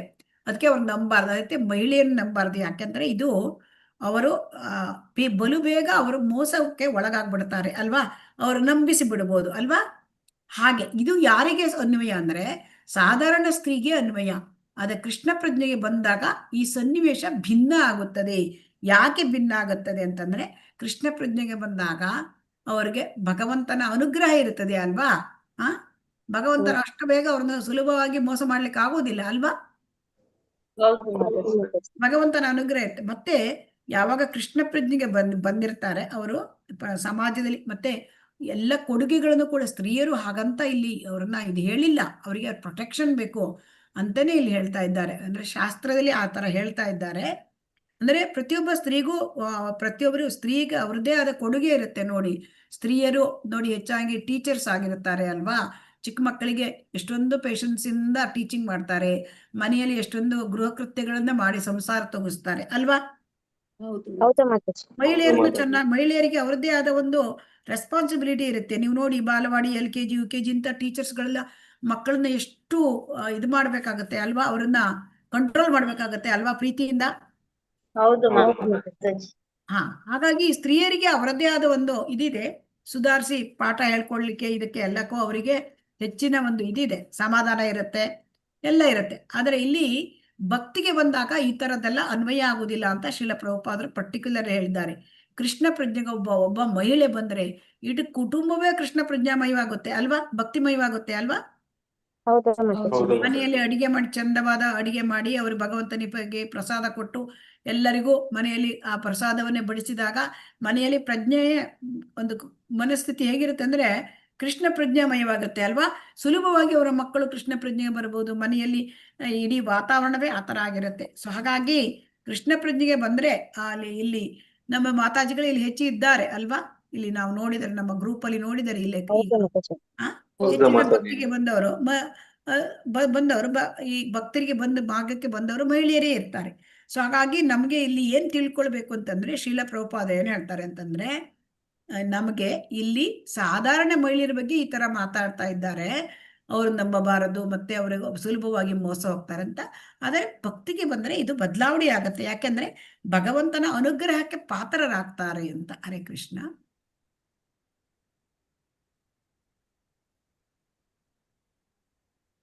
ಇದನ್ನ ನಾವು ವರ್ಣ ಸಂಕರವನ್ನ ನೋಡಿದ್ದೇವೆ. ಸೊ ಹೆಂಗಸರು ರಕ್ಷಣೆ ಬೇಕು, ಅವರಿಗೆ ರಕ್ಷಣೆ ಇಲ್ಲದಿದ್ದರೆ ಅವರು ಪತಿತೆಯರಾಗ್ತಾರೆ. ಆವಾಗ ಅನಪೇಕ್ಷಣೀಯವಾದ ಸಂತಾನ ಸೃಷ್ಟಿಯಾಗತ್ತೆ. ಸೊ ಹಾಗಾಗಿ ಪತಿವ್ರತೆಯೊಳೊಬ್ಬಳಿಗೆ ಅವರು ಅವಮಾನ ಮಾಡೋದೆಂದರೆ ಬದುಕಿನಲ್ಲಿ ಗಂಡಾಂತರವನ್ನು ಆಹ್ವಾನಿಸದಂತೆ. ಇಲ್ಲಿ ಪತಿವ್ರತೆಗೆ ಯಾರು ಅವಮಾನ ಮಾಡಿದ್ದಾರೆ? ಹರೇ ಕೃಷ್ಣ. ದುರ್ಯೋಧನ ಸೊ ಹಾಗಾಗಿ ಅವರಿಗೆ ಏನಾಗಿದೆ, ಯುದ್ಧದಲ್ಲಿ ಅವರಿಗೆ ಅಲ್ಲಿ ಅವರ ನಾಶ ಅಲ್ಲಿಂದನೇ ಪ್ರಾರಂಭ ಆಗಿದೆ. ಯಾಕೆ? ಪತಿವ್ರತೆಗೆ ಅವರು ಅವಮಾನವನ್ನ ಮಾಡಿದ್ದಾರೆ. ಓದಿ ಇದನ್ನ. ಹರೇ ಕೃಷ್ಣ. ರತ್ನ ಮಾತಾಜಿ ಓದಿ. ಹಾ ಮಾತಾಜಿ, ಹರೇ ಕೃಷ್ಣ. ಭಗವಂತನ ಸಹಜ ಭಕ್ತನಾದ ಅರ್ಜುನನಿಗೆ ದುಷ್ಕೃತ್ಯ ಮಾಡಿದ ತನ್ನ ದಾಯಾದಿಗಳು ಮತ್ತು ಸೋದರರಿಗೆ ಪ್ರತೀಕಾರ ಮಾಡಲು ಇಷ್ಟವಿರಲಿಲ್ಲ. ಆದರೆ ಅವರೆಲ್ಲರೂ ಹತರಾಗಬೇಕು ಎನ್ನುವುದು ಭಗವಂತನ ಯೋಜನೆ. ಇದು 32 ಇಂದ 35 ಒಳಗಡೆ ಸಿಗುತ್ತೆ. ಹರೇ ಕೃಷ್ಣ. ಇಲ್ಲಿ ಭಗವದ್ಗೀತೆ 1ನೇ ಅಧ್ಯಾಯದ 32 ಇಂದ 35 ಏನ್ ಹೇಳ್ತಾರೆ ಅಂದ್ರೆ, ಕೃಷ್ಣ ಇವರೆಲ್ಲ ಅನ್ಯಾಯ ಮಾಡಿದ್ದಾರೆ ನಮ್ಗೆ, ಹೌದು. ಆದರೂ ಕೂಡ ನಾವು ಅವ್ರ ಮೇಲೆ ಅಧಿಕಾರವನ್ನ ತೀರಿಸಿ ಕೊಳ್ಳೋದು ಬೇಡ. ಅವ್ರ ಮೇಲೆ ನಾವು ಅವ್ರೇನು ನಮಗೆ ಅನ್ಯಾಯ ಮಾಡಿದರೆ ಆ ಅನ್ಯಾಯವನ್ನು ತೀರ್ಸ್ಕೊಳ್ಳಿಕ್ಕಾಗಿ ಈ ತರ ಯುದ್ಧ ಮಾಡೋದು ಬೇಡ. ಯಾಕೆಂದ್ರೆ ಅವ್ರು ಚೆನ್ನಾಗೇ ಇರಲಿ. ಯಾಕೆ ಅವ್ರು ಚೆನ್ನಾಗಿರಲಿ? ಅವರು ಕೂಡ ನಮ್ಮ ಸಂಬಂಧಿಕರೇ ಅಲ್ವಾ, ನಮ್ಮ ಮನೆಯವರೇ ಅಲ್ವಾ, ಕುಟುಂಬದವರೇ ಅಲ್ವಾ ಅಂತ ಹೇಳ್ತಾನೆ. ಆದ್ರೆ ಇಲ್ಲಿ ಏನು ಅಂತ ಕೇಳಿದರೆ ಭಗವಂತನ ಪ್ಲಾನೇ ಬೇರಿದೆ. ಭಗವಂತ ಏನ್ ಪ್ಲಾನ್ ಮಾಡಿದ್ದಾನೆ? ಭಗವಂತನ ಯೋಜನೆ ಏನು? ಎಲ್ಲರನ್ನೂ ಸಾಯಿಸಿಬಿಟ್ಟಿದ್ದಾನೆ ಕೌರವರನ್ನು. ಮಾತಾಜಿ ಹರೇ ಕೃಷ್ಣ. ಸೊ ಅಲ್ಲಿ ಏನ್ ಹೇಳ್ತಾನೆ? ಧರ್ಮವನ್ನು ಉಳಿಸಬೇಕು ಅಂತ. ಗದ್ದೆಯಲ್ಲಿ ಕಳೆಯನ್ನ ಕಿತ್ತಾಕದಂಗೆ ಎಲ್ಲರನ್ನೂ ಕಿತ್ತಾಕ್ಬೇಕು ಅಂತ ಮಾತಾಜಿ. ಅವನು ಆಲ್ರೆಡಿ ಇದು ಸ್ಲೈಡು. ಹರೇ ಕೃಷ್ಣ. ಸೊ ಹಾಗಾಗಿ ಅವನು ಏನ್ ಮಾಡ್ತಾ ಭಗವಂತ ಆಲ್ರೆಡಿ ಪ್ಲಾನ್ ಮಾಡಿದ್ದಾನೆ. ಏನ್ ಪ್ಲಾನ್ ಮಾಡಿದ್ದಾನೆ? ಇವರೆಲ್ಲರನ್ನು ಅವನು ನಾಶ ಮಾಡಿಬಿಟ್ಟಿದ್ದಾನೆ. ಭಗವಂತ ಆಲ್ರೆಡಿ ಯಾವುದು ಅಧರ್ಮಿಗಳಾದವರನ್ನ ನಾಶ ಮಾಡಿದ್ದಾನೆ. ಇಲ್ಲಿ ಕುರುಕ್ಷೇತ್ರ ದಲ್ಲಿ ಅವ್ರನ್ನೆಲ್ಲರನ್ನು ಕಲೆ ಹಾಕಿದ್ದಾನೆ, ಒಟ್ಟು ಹಾಕಿ ಆಮೇಲೆ ಒಟ್ಟಿಗೆ ಅವರನ್ನ ಸಂಹಾರ ಮಾಡಬೇಕು. ಇದು ಅವನ ಪ್ಲಾನ್ ಆಗಿತ್ತು ಅಲ್ವಾ. ಭೂಭಾರ ಹರಣ ಲೀಲೆ ಮಾಡ್ಬೇಕಾಗಿತ್ತು ಭಗವಂತನಿಗೆ ಅಲ್ವಾ. ಭೂದೇವಿ ಏನ್ ಮಾಡಿದ್ಲು? ಬ್ರಹ್ಮನ ಹತ್ರ ಹೋಗಿ ನನಗೆ ಇದು ಭೂಭಾರ ಆಗ್ತಾ ಇದೆ, ಅಧರ್ಮಿಗಳು ರಾಜರಾಗಿದ್ದಾರೆ ಅಂತ ಹೇಳಿದಾಗ ಅವನು ಬ್ರಹ್ಮ ಏನ್ ಮಾಡ್ತಾನೆ? ಶಿವ, ಇತರ ದೇವತೆಗಳು, ಭೂದೇವಿ ಇವನ್ನೆಲ್ಲ ಕರ್ಕೊಂಡು ಅವನು ಏನ್ ಮಾಡ್ತಾನೆ? ಕ್ಷೀರೋದಕ್ಷಾಯಿ ವಿಷ್ಣುವಿನ ಹತ್ರ ಹೋಗಿ ಅಲ್ಲಿ ಅವರು ನಮಸ್ಕಾರ ಮಾಡಿ ನಮ್ಗೆ ಇಷ್ಟು ಪ್ರಾಬ್ಲಮ್ ಬಂದಿದೆ ಅಂತ ಹೇಳ್ತಾನೆ. ಆಗ ಕ್ಷೀರೋದಕ್ಷಾಯಿ ವಿಷ್ಣು ಬ್ರಹ್ಮನಿಗೆ ಹೇಳುವಾಗೆ ಹೇಳಿ ಅವನಿಗೆ ಶರೀರವಾಣಿ ಆಗುತ್ತೆ ಬ್ರಹ್ಮನಿಗೆ, ನಾನು ಬರ್ತೇನೆ, ನೀವೆಲ್ಲ ಈಗ ಸದ್ಯದಲ್ಲೇ ಬರ್ತೇನೆ, ಭೂಭಾರ ಹರಣ ಲೀಲೆ ಮಾಡ್ತೇನೆ, ಭೂಮಿದೆಲ್ಲ ಆ ಭಾರ ತೆಗಿತೇನೆ ಅಂತ. ಅದಕ್ಕಾಗಿ ಕೃಷ್ಣ ಬಂದಿದ್ದಾನೆ. ಸೊ ಆದ್ದರಿಂದ ಎಲ್ಲರನ್ನು ಅಧರ್ಮಿಗಳಾದ ರಾಜರನ್ನು ಎಲ್ಲರನ್ನು ಕುರುಕ್ಷೇತ್ರ ಯುದ್ಧದಲ್ಲಿ ಅವನು ಏನ್ ಮಾಡಿದ್ದಾನೆ? ಒಟ್ಟಿಗೆ ಹಾಕಿದ್ದಾನೆ. ಸೊ ಹಾಗಾಗಿ ಯುದ್ಧವನ್ನ ಇದು ಭಗವಂತ ನಿಶ್ಚಯ ಮಾಡಿ ಆಗಿದೆ.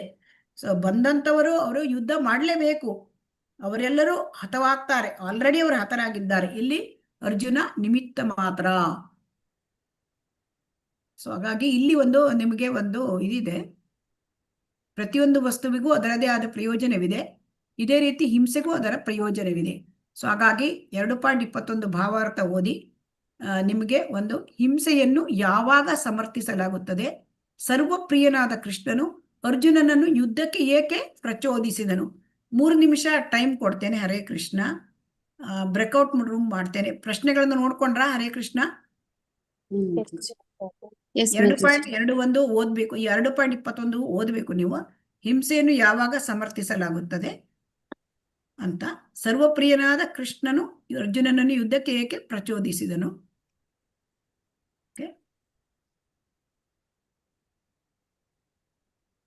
ನಾಲ್ಕು ಬ್ರೇಕ್ಔಟ್ ರೂಮ್ ಮಾಡ್ತೇನೆ. ಹರೇ ಕೃಷ್ಣ.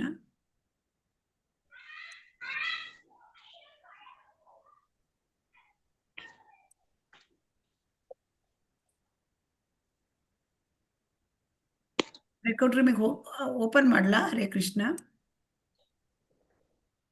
ಹರೇ ಕೃಷ್ಣ. ಓಪನ್ ಮಾಡಿದ್ದೇನೆ, ಜಾಯಿನ್ ಹಾಕೋಬೇಕು ನೀವು. ಮತ್ತೆ ಡಿಸ್ಕಸ್ ಮಾಡಿ. 3 ಮಿನಿಟ್ಸ್ ಅಷ್ಟೇ, ಜಾಸ್ತಿ ಸಮಯ ಇಲ್ಲ. 3 ನಿಮಿಷಕ್ಕೆ ನಾನು ಕ್ಲೋಸ್ ಮಾಡ್ತೇನೆ. ಹರೇ ಕೃಷ್ಣ.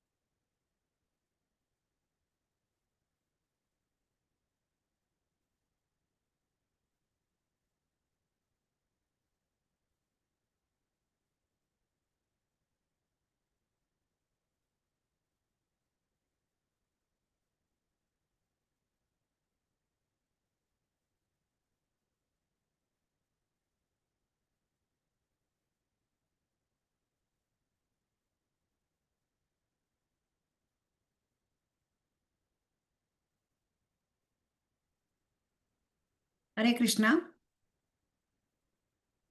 ಹರೇ ಕೃಷ್ಣ. ಹರೇ ಕೃಷ್ಣ ಮಾತಾಜಿ. ಹರೇ ಕೃಷ್ಣ. ಈಗ ನೀವು ನಾನು 4 ಗ್ರೂಪ್ ಮಾಡಿದ್ದೆ. ಈಗ 4 ಜನರಿಗೆ ಅವಕಾಶ ಇದೆ. ಸ್ವಲ್ಪ ಬ್ರೀಫ್ ಆಗಿ ಹೇಳಿ, ಸಮಯ ಇಲ್ಲ, ತುಂಬಾ ಇನ್ನೂ ಸ್ಲೈಡ್ಗಳು ಇದೆ. ಹರೇ ಕೃಷ್ಣ. ಹಿಂಸೆಯನ್ನು ಯಾವಾಗ ಸಮರ್ಥಿಸಲಾಗುತ್ತದೆ, ಸರ್ವಪ್ರಿಯನಾದ ಕೃಷ್ಣನು ಅರ್ಜುನನನ್ನು ಯುದ್ಧಕ್ಕೆ ಏಕೆ ಪ್ರಚೋದಿಸಿದನು. 2.21 ಪ್ರಕಾರ. ಹರೇ ಕೃಷ್ಣ. ಯಾರು ಹೇಳ್ತೀರಿ ಅವರು ಹ್ಯಾಂಡ್ ರೈಸ್ ಮಾಡಿ. ಹರೇ ಕೃಷ್ಣ. ಕೇವಲ 4 ಜನರಿಗೆ ಅವಕಾಶ. ಹರೇ ಕೃಷ್ಣ. ಹರೇ ಕೃಷ್ಣ. ಅದೇ ಮಾತಾಜಿ ಕೃಷ್ಣ ಮಾತಾಜಿ. ಎಲ್ಲ ರೀತಿ ಟ್ರೈ ಮಾಡಿರ್ತಾರೆ. ಒಬ್ರು ಸೊ ಯಾರು ಸಂಧಾನ ಹ್ಯಾಂಡ್ ರೈಸ್ ಮಾಡಿ ಚೆನ್ನಾಗಾಗುತ್ತೆ.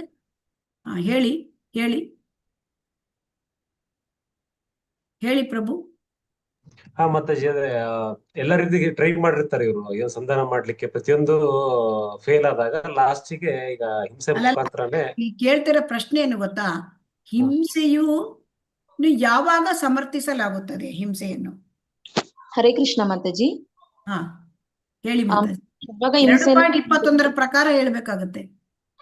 ಮಾತಾಜಿ ಅಂದ್ರೆ ಯಾವಾಗ ಅಧರ್ಮ ಹೆಚ್ಚಾಗುತ್ತೆ ಅವಾಗ ಭಗವಂತ ಧರ್ಮನ ಸ್ಥಾಪನೆ ಮಾಡೋದಕ್ಕೋಸ್ಕರ ಮತ್ತೆ ದುಷ್ಟರನ್ನ ಸಂಹಾರ ಮಾಡಿ ಶಿಷ್ಟರನ್ನ ರಕ್ಷಿಸೋದಕ್ಕೋಸ್ಕರ ಹಿಂಸೆನ ಸಮರ್ಥಿಸಲಾಗುತ್ತೆ. ಮತ್ತೆ ಸರ್ವಪ್ರಿಯನಾದ ಕೃಷ್ಣನು ಅರ್ಜುನನನ್ನು ಯುದ್ಧಕ್ಕೆ ಏಕೆ ಪ್ರಚೋದಿಸಿದನು ಅನ್ನಕ್ಕೆ ಅವರು ಕ್ಷತ್ರಿಯನಾಗಿ ತನ್ನ ಕರ್ತವ್ಯ ನೀನ್ ಮಾಡು, ಆಲ್ರೆಡಿ ಅವರೆಲ್ಲ ಸತ್ತೋಗಿದ್ದಾರೆ, ನೀನ್ ಯುದ್ಧ ಭೂಮಿಲಿ ಇವಾಗ ಅರ್ಜುನ ಅನ್ಕೊಂತಿರ್ತಾನೆ ಇವ್ರನ್ನೆಲ್ಲ ಕೊಂದ್ರೆ ನಾನು ಪಾಪ ಹೊತ್ಕೊಂತೀನಿ ಅಂತ. ಸೊ ಅದಕ್ಕೆ ನೀನ್ ಇವ್ರನ್ನೆಲ್ಲ ಕೊಂದ್ರುನು ಸಹ ಅವರು ಯುದ್ಧದಲ್ಲಿ ಸತ್ರುನು ಸಹ ಅವರು ಭಗವಂತನ ಧಾಮನ ಸೇರ್ತಾರೆ.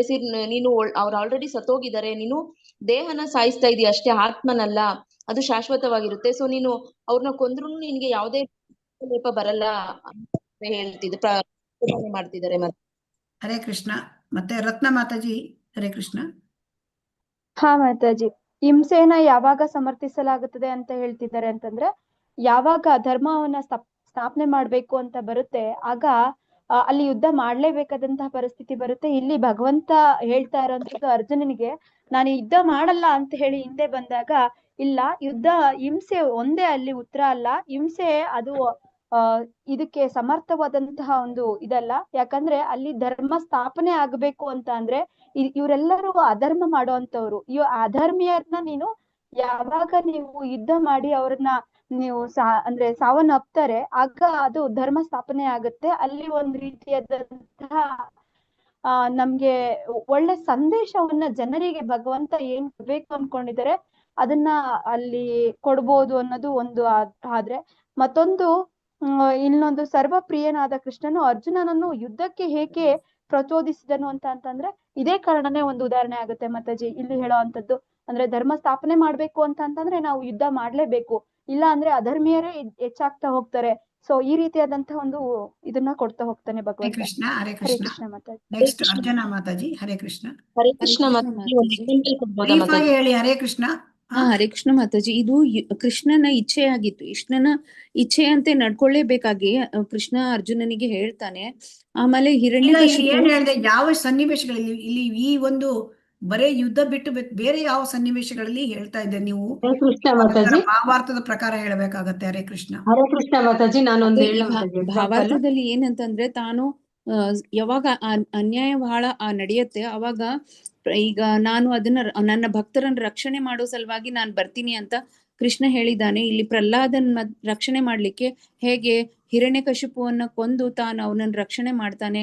ಆಮೇಲೆ ಬಲಿ ಮಹಾರಾಜನನ್ನು ತಾನು ವಟು ರೂಪದಲ್ಲಿ ಬಂದು ಕಾಯ್ತಾನೆ. ಇದೇ ರೀತಿ ಬಹಳಷ್ಟು ಉದಾಹರಣೆಗಳಲ್ಲಿ ಭಗವಂತ ತನ್ನ ಭಕ್ತರನ್ನ ರಕ್ಷಣೆ ಮಾಡಿದ್ದಾನೆ.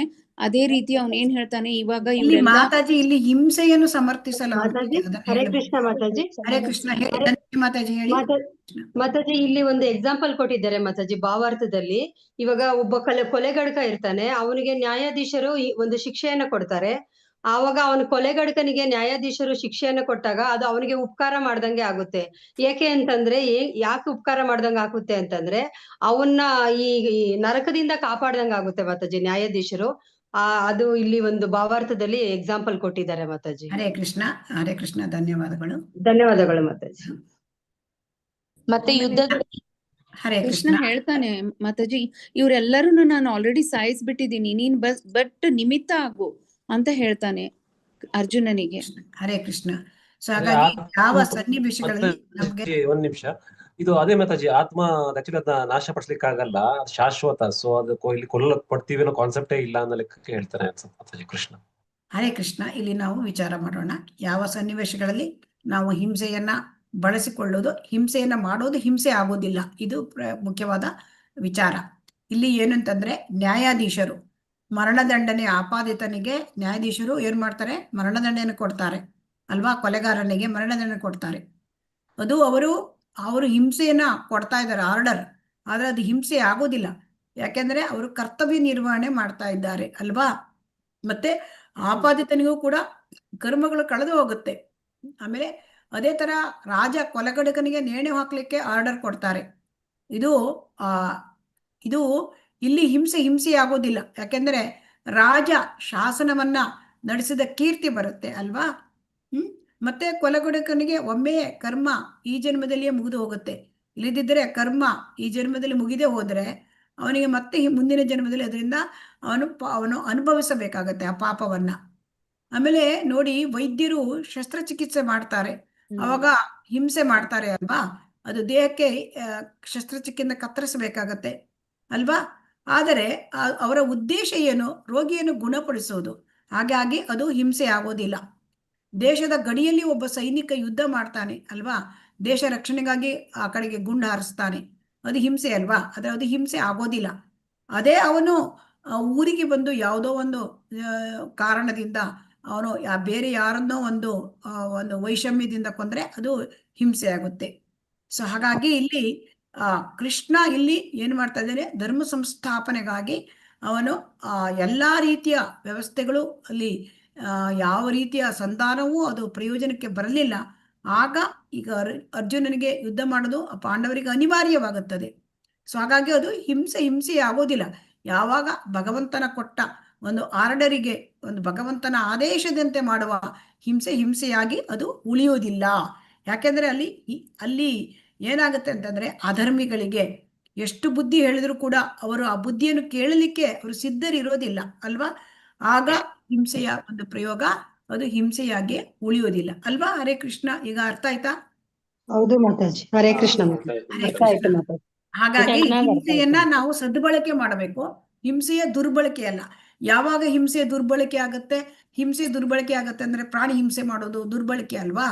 ಅನಾವಶ್ಯಕವಾಗಿ ಪ್ರಾಣಿಯನ್ನ ಹಿಂಸೆ ಮಾಡಿ ಅದನ್ನ ನಾವು ನಾಲಿಗೆ ಚಪ್ಪಲ ತೀರಿಸ್ಕೊಳ್ಳಿಕ್ಕೆ ಮಾಡೋದು ಹಿಂಸೆ ಆಗತ್ತೆ. ಭಯೋತ್ಪಾದಕರು ಮಾಡೋದು ಹಿಂಸೆ ಆಗತ್ತೆ ಅಲ್ವಾ.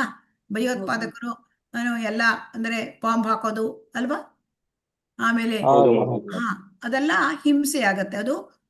ಅದು ಕೆಟ್ಟ ರೀತಿಯಲ್ಲಿ ದುರ್ಬಳಕೆ ಆಗತ್ತೆ ಹಿಂಸೆ. ಆದರೆ ಹಿಂಸೆಯ ಸದ್ಬಳಕೆಯಲ್ಲಾಗತ್ತೆ. ರಾಜ ಅಂದ್ರೆ ಕೊಲೆಗಡಕನಿಗೆ ನೇಣು ಹಾಕ್ಲಿಕ್ಕೆ ಆರ್ಡರ್ ಕೊಡೋದು, ನ್ಯಾಯಾಧೀಶ ಆರ್ಡರ್ ಕೊಡೋದು, ಅಥವಾ ವೈದ್ಯರು ಶಸ್ತ್ರಚಿಕಿತ್ಸೆ ಮಾಡಿ ಹಿಂಸೆ ಮಾಡೋದು, ಅದು ಹಿಂಸೆ ಅಲ್ಲ. ಅದೇ ರೀತಿ ಅರ್ಜುನ ಯುದ್ಧ ಮಾಡೋದು, ಪಾಂಡವರು ಯುದ್ಧ ಮಾಡೋದು ಹಿಂಸೆ ಅಲ್ಲ ಅದು. ಯಾಕೆಂದ್ರೆ ಧರ್ಮ ಕಾರ್ಯಕ್ಕಾಗಿ, ಧರ್ಮದ ಸಂಸ್ಥಾಪನೆಗಾಗಿ ಭಗವಂತ ಹೇಳಿದನ್ನ ಕೆಲಸ ಮಾಡ್ತಾರೆ. ಭಗವಂತನ ಭಕ್ತಿ ಸೇವೆಯಾಗುತ್ತೆ ಅದು. ಸೊ ಹಾಗಾಗಿ ಅದು ಹಿಂಸೆಯಾಗಿ ಉಳಿಯೋದಿಲ್ಲ. ಹಾಗಾಗಿ ವೈಷ್ಣವರು ಭಗವಂತನ ಭಕ್ತರು ಯಾವಾಗಲೂ ಅವರು ಎಲ್ಲರಿಗೂ ಒಳ್ಳೆಯದನ್ನೇ ಮಾಡ್ತಾರೆ. ಅವ್ರು ಯಾರಿಗೂ ಹಿಂಸೆ ಮಾಡೋದಿಲ್ಲ. ಒಂದು ಇರುವೆ ಕೂಡ ಅವರು ಹಿಂಸೆ ಮಾಡೋದಿಲ್ಲ. ಯಾಕೆ ಅಂತಂದ್ರೆ ಯಾರನ್ನು ಕೂಡ ಅವರು ಹಿಂಸೆ ಮಾಡೋದಿಲ್ಲ. ಇಲ್ಲಿ ನೋಡಿ, ಇಲ್ಲಿ ಇದನ್ನು ಓದಿ. ಹರೇ ಕೃಷ್ಣ. ಇದನ್ನು ಓದಿ. ಯಾರು ಓದ್ಲಿಕ್ಕೆ ಇಷ್ಟ ಉಂಟು ದಯವಿಟ್ಟು ಹ್ಯಾಂಡ್ ರೈಸ್ ಮಾಡಿ. ಇನ್ನೊಂದು ಕಡೆ ದುರ್ಯೋಧನ ಯಾಕೆ ಈ ರೀತಿ ಯೋಚಿಸಲಿಲ್ಲ? ಅರ್ಜುನ ಯಾಕೆ ಯೋಚಿಸುತ್ತಿದ್ದಾನೆ? ಏಕೆಂದರೆ ಅರ್ಜುನ ಭಕ್ತ, ಅದೇ ವ್ಯತ್ಯಾಸ. ಒಬ್ಬ ಭಕ್ತನು ಯಾರನ್ನು ಕೊಲ್ಲಲು ಇಷ್ಟಪಡೋದಿಲ್ಲ. ಇರುವೆಯನ್ನು ಸಹ ಆತನ ಮೇಲೆ ಎಷ್ಟು ದೌರ್ಜನ್ಯಗಳು ನಡೆದವು. ಆದರೂ ಕೊಲ್ಲುವ ಪ್ರಶ್ನೆ ಬಂದಾಗ ಅವನು ತುಂಬಾ ಸಂತೋಷವಾಗಲಿಲ್ಲ. ಇದು ವೈಷ್ಣವ. ಇದು ವೈಷ್ಣವ. ಸೊ ಹಾಗಾಗಿ ವೈಷ್ಣವ ಅಂದ್ರೆ ಭಕ್ತರು ಏನ್ ಮಾಡ್ತಾರೆ? ಅವ್ರು ಯಾವಾಗ್ಲೂ ಹಿಂಸೆ ಮಾಡೋದಿಲ್ಲ. ಅದಕ್ಕೆ ಅರ್ಜುನ ಶುದ್ಧ ಭಕ್ತ. ಅದಕ್ಕೆ ಅವನು ಈ ತರ ಎಲ್ಲ ಯೋಚನೆ ಮಾಡ್ತಾ ಇದ್ದಾನೆ. ದುರ್ಯೋಧನನಿಗೆ ಈ ತರ ಯೋಚನೆ ಮಾಡ್ಲಿಲ್ಲ. ದುರ್ಯೋಧನನು ಕೂಡ ಅವನು ಕೂಡ ಸೇನಾವಲೋಕನ ಮಾಡ್ತಾನೆ. ಅವನು ಈ ತರ ಆಲೋಚನೆ ಬಂದಿತ್ತ ದುರ್ಯೋಧನನಿಗೆ? ದುರ್ಯೋಧನ ಕಣ್ಣಲ್ಲಿ ನೀರು ಬಂದಿತ್ತ? ಇಲ್ಲ. ಸೊ ಹಾಗಾಗಿ ಇದು ವ್ಯತ್ಯಾಸ ನೋಡಿ. ವೈಷ್ಣವರಿಗೂ ಮತ್ತೆ ಭಕ್ತರಿಗೂ ಇರುವ ವ್ಯತ್ಯಾಸ ಇದೆ. ಹಾಗಾಗಿ ಭಕ್ತರು ಯಾರನ್ನೂ ಕೊಲ್ಲಲಿಕ್ಕೆ ಇಷ್ಟಪಡೋದಿಲ್ಲ. ಇರುವೆಯನ್ನು ಕೊಲ್ಲಲಿಕ್ಕೆ ಇಷ್ಟಪಡೋದಿಲ್ಲ. ಆ ಮೃಗಾರಿ ಅಂತ ಒಬ್ಬ ಇದ್ದಿದ್ದ, ಅವನು ಮೊದಲು ದೊಡ್ಡ ಬೇಟೆಗಾರ ಆಗಿದ್ದ. ಆದರೆ ಯಾವಾಗ ನಾರದರಿಂದ ಅವರು ಉಪದೇಶ ಪಡ್ಕೊಂಡು ಯಾವಾಗ ಭಕ್ತಿಗೆ ಬರ್ತಾರೆ, ಅವರು ಒಂದು ಇರುವೆಯನ್ನು ಕೂಡ ಅವರು ಕೊಲ್ಲಲಿಕ್ಕೆ ಇಷ್ಟಪಡೋದಿಲ್ಲ. ಸೊ ಹಾಗಾಗಿ ಹರೇ ಕೃಷ್ಣ. ಶ್ವೇತಾ ಮಾತಾಜಿ ಓದಿ. ಹರೇ ಕೃಷ್ಣ. ಹರೇ ಕೃಷ್ಣ ಮಾತಾಜಿ.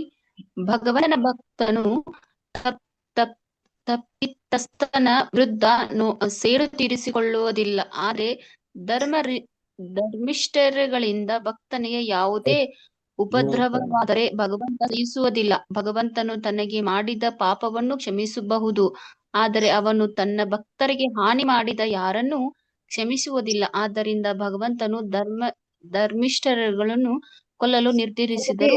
ಆದರೂ ಧರ್ಮಿಗಳನ್ನು ಹರೇ ಕೃಷ್ಣ. ನೋಡಿ, ಯಾರು ಓದ್ತಾ ಇದ್ರೆ ಡಬಲ್ ಓದಬಾರ್ದು. ಹರೇ ಕೃಷ್ಣ. ಆದ್ದರಿಂದ ಭಗವಂತನು ದುಷ್ಕರ್ಮಿಗಳನ್ನು ಕೊಲ್ಲಲು ನಿರ್ಧರಿಸಿದನು. ಇಲ್ಲಿ ಏನು ಅಂತಂದ್ರೆ, ಭಗವಂತ ತನಗೆ ಅನ್ಯಾಯ ಮಾಡಿದ್ರೆ ಅವನು ಸಹಿಸ್ಕೊತಾನಂತೆ, ಭಕ್ತರಿಗೆ ಅನ್ಯಾಯ ಮಾಡಿದ್ರೆ ಅವನು ಸಹಿಸ್ಕೊಳ್ಳೋದಿಲ್ಲ. ಯಾಕೆಂದ್ರೆ ವೈಷ್ಣವ ಅಪರಾಧ ಆಗುತ್ತೆ ಅಲ್ವಾ, ಅದನ್ನು ಸಹಿಸ್ಕೊಳ್ಳೋದಿಲ್ಲ ಭಗವಂತ. ಇಲ್ಲಿ ಏನಾಗಿದೆ, ಭಗವಂತನ ಭಕ್ತರಿಗೆ ಅನ್ಯಾಯ ಆಗಿದೆ ಅಲ್ವಾ, ಪಾಂಡವರಿಗೆ ಅನ್ಯಾಯ ಆಗಿದೆ ಅಲ್ವಾ, ಅದನ್ನ ಭಗವಂತ ಸಹಿಸ್ಲಿಲ್ಲ ಅಲ್ವಾ. ಹರೇ ಕೃಷ್ಣ. ಆದ್ದರಿಂದ ದುಷ್ಕರ್ಮಿಗಳನ್ನ ಕೊಲ್ಲಲಿಕ್ಕೆ ನಿರ್ಧಾರ ಮಾಡಿದ್ದಾನೆ. ಇದಕ್ಕೆ ಉತ್ತಮ ಉದಾಹರಣೆ ಅಂತಂದ್ರೆ ನೋಡಿ, ಭಗವಂತನ ಅಲ್ಲಿ ಜಗಾಯಿ ಮಗದಾಯಿ ಅಂತ ಇರ್ತಾರೆ. ಸೊ ಅವರಿಗೆ ಚೈತನ್ಯ ಮಹಾಪ್ರಭುಗಳು ಏನ್ ಮಾಡ್ತಾರೆ, ಅಲ್ಲಿ ಅವರು ಈ ಜಗಾಯಿ ಮದಾಯಿಯನ್ನ ಇವರು ಯಾರು ಅಂತಂದ್ರೆ ನಿತ್ಯಾನಂದ ಪ್ರಭುಗಳು ಅವರಿಗೆ ಹರೇ ಕೃಷ್ಣ ಮಂತ್ರ ಹೇಳಿ ಅಂತ ಹೇಳಕ್ ಹೋದಾಗ ಅವರು ಏನ್ ಮಾಡ್ತಾರೆ, ಜಗಾಯಿ ಆ ಮದಾಯಿ ಏನ್ ಮಾಡ್ತಾನೆ, ಅವನು ಇದನ್ನ ಮದಾಯಿ ಅಂತ ಕಾಣುತ್ತೆ. ಸೊ ಒಂದು ಮಡಿಕೆ ಚೂರನ್ನ ಹಿಂಗೆ ಹೊಡೆದ್ ಬಿಡ್ತಾನೆ ಅವರಿಗೆ, ಯಾರಿಗೆ, ನಿತ್ಯಾನಂದ ಪ್ರಭುಗಳಿಗೆ. ಸೊ ಅವಾಗ ಭಗವಂತ ಏನ್ ಮಾಡ್ತಾನೆ, ಚೈತನ್ಯ ಮಹಾಪ್ರಭುಗಳು ಅವರು ಚಕ್ರವನ್ನೇ ಎತ್ತು ಬಿಡ್ತಾರೆ ಬಂದು ಅಲ್ಲಿ. ಅವಾಗ ನಿತ್ಯಾನಂದ ಪ್ರಭುಗಳು ಹೇಳ್ತಾರೆ, ಇಲ್ಲ, ಇಲ್ಲಿ ಕಲಿಯುಗದಲ್ಲಿ ಇದನ್ನು ಮಾಡ್ಲಿಕ್ಕಿಲ್ಲ, ಈ ಅವತಾರದಲ್ಲಿ ನೀವು ಮಹಾವದನ್ಯ ಅವತಾರ ಅಂತ ಹೇಳ್ತಾರೆ, ನೀವು ಕರುಣಾವತಾರ, ಅದರಿಂದ ನೀವು ಇಲ್ಲಿ ಕರುಣೆ ತೋರಿಸಿ ಅಂತ. ಅವಾಗ ಅವರಿಗೆ ಕರುಣೆ ತೋರಿಸ್ತಾರೆ. ಸೊ ಭಗವಂತ ಕ್ಷಮಿಸೋದಿಲ್ಲ, ಅದು ಭಗವಂತನ ಲಕ್ಷಣ. ಅದರಿಂದ ಭಗವಂತ ತನಗೆ ಅಪರಾಧ ಮಾಡಿದ್ರೆ ಸಹಿಸ್ತಾನೆ ಅಲ್ವಾ, ಸಹಿಸ್ತಾನೆ. ಯಾರು ಸಹಿಸಿದ, ಶಿಶುಪಾಲ 100 ಅಪರಾಧ ಮಾಡೋವರೆಗೂ ಸಹಿಸಿದ್ದ ಅಲ್ವಾ, 100ನೇ ಮಾಡಿದಾಗ ಮಾತ್ರ ಅವನಿಗೆ ಕೊಂದ. ಸೊ ಹಾಗೆ ಸಹಿಸ್ತಾನೆ ಭಗವಂತ. ಆದ್ರೆ ಭಕ್ತರಿಗೆ ಅಪರಾಧ ಮಾಡಿದ್ರೆ ಅವನು ಸಹಿಸೋದಿಲ್ಲ, ಇದು ಭಗವಂತನ ಲಕ್ಷಣ.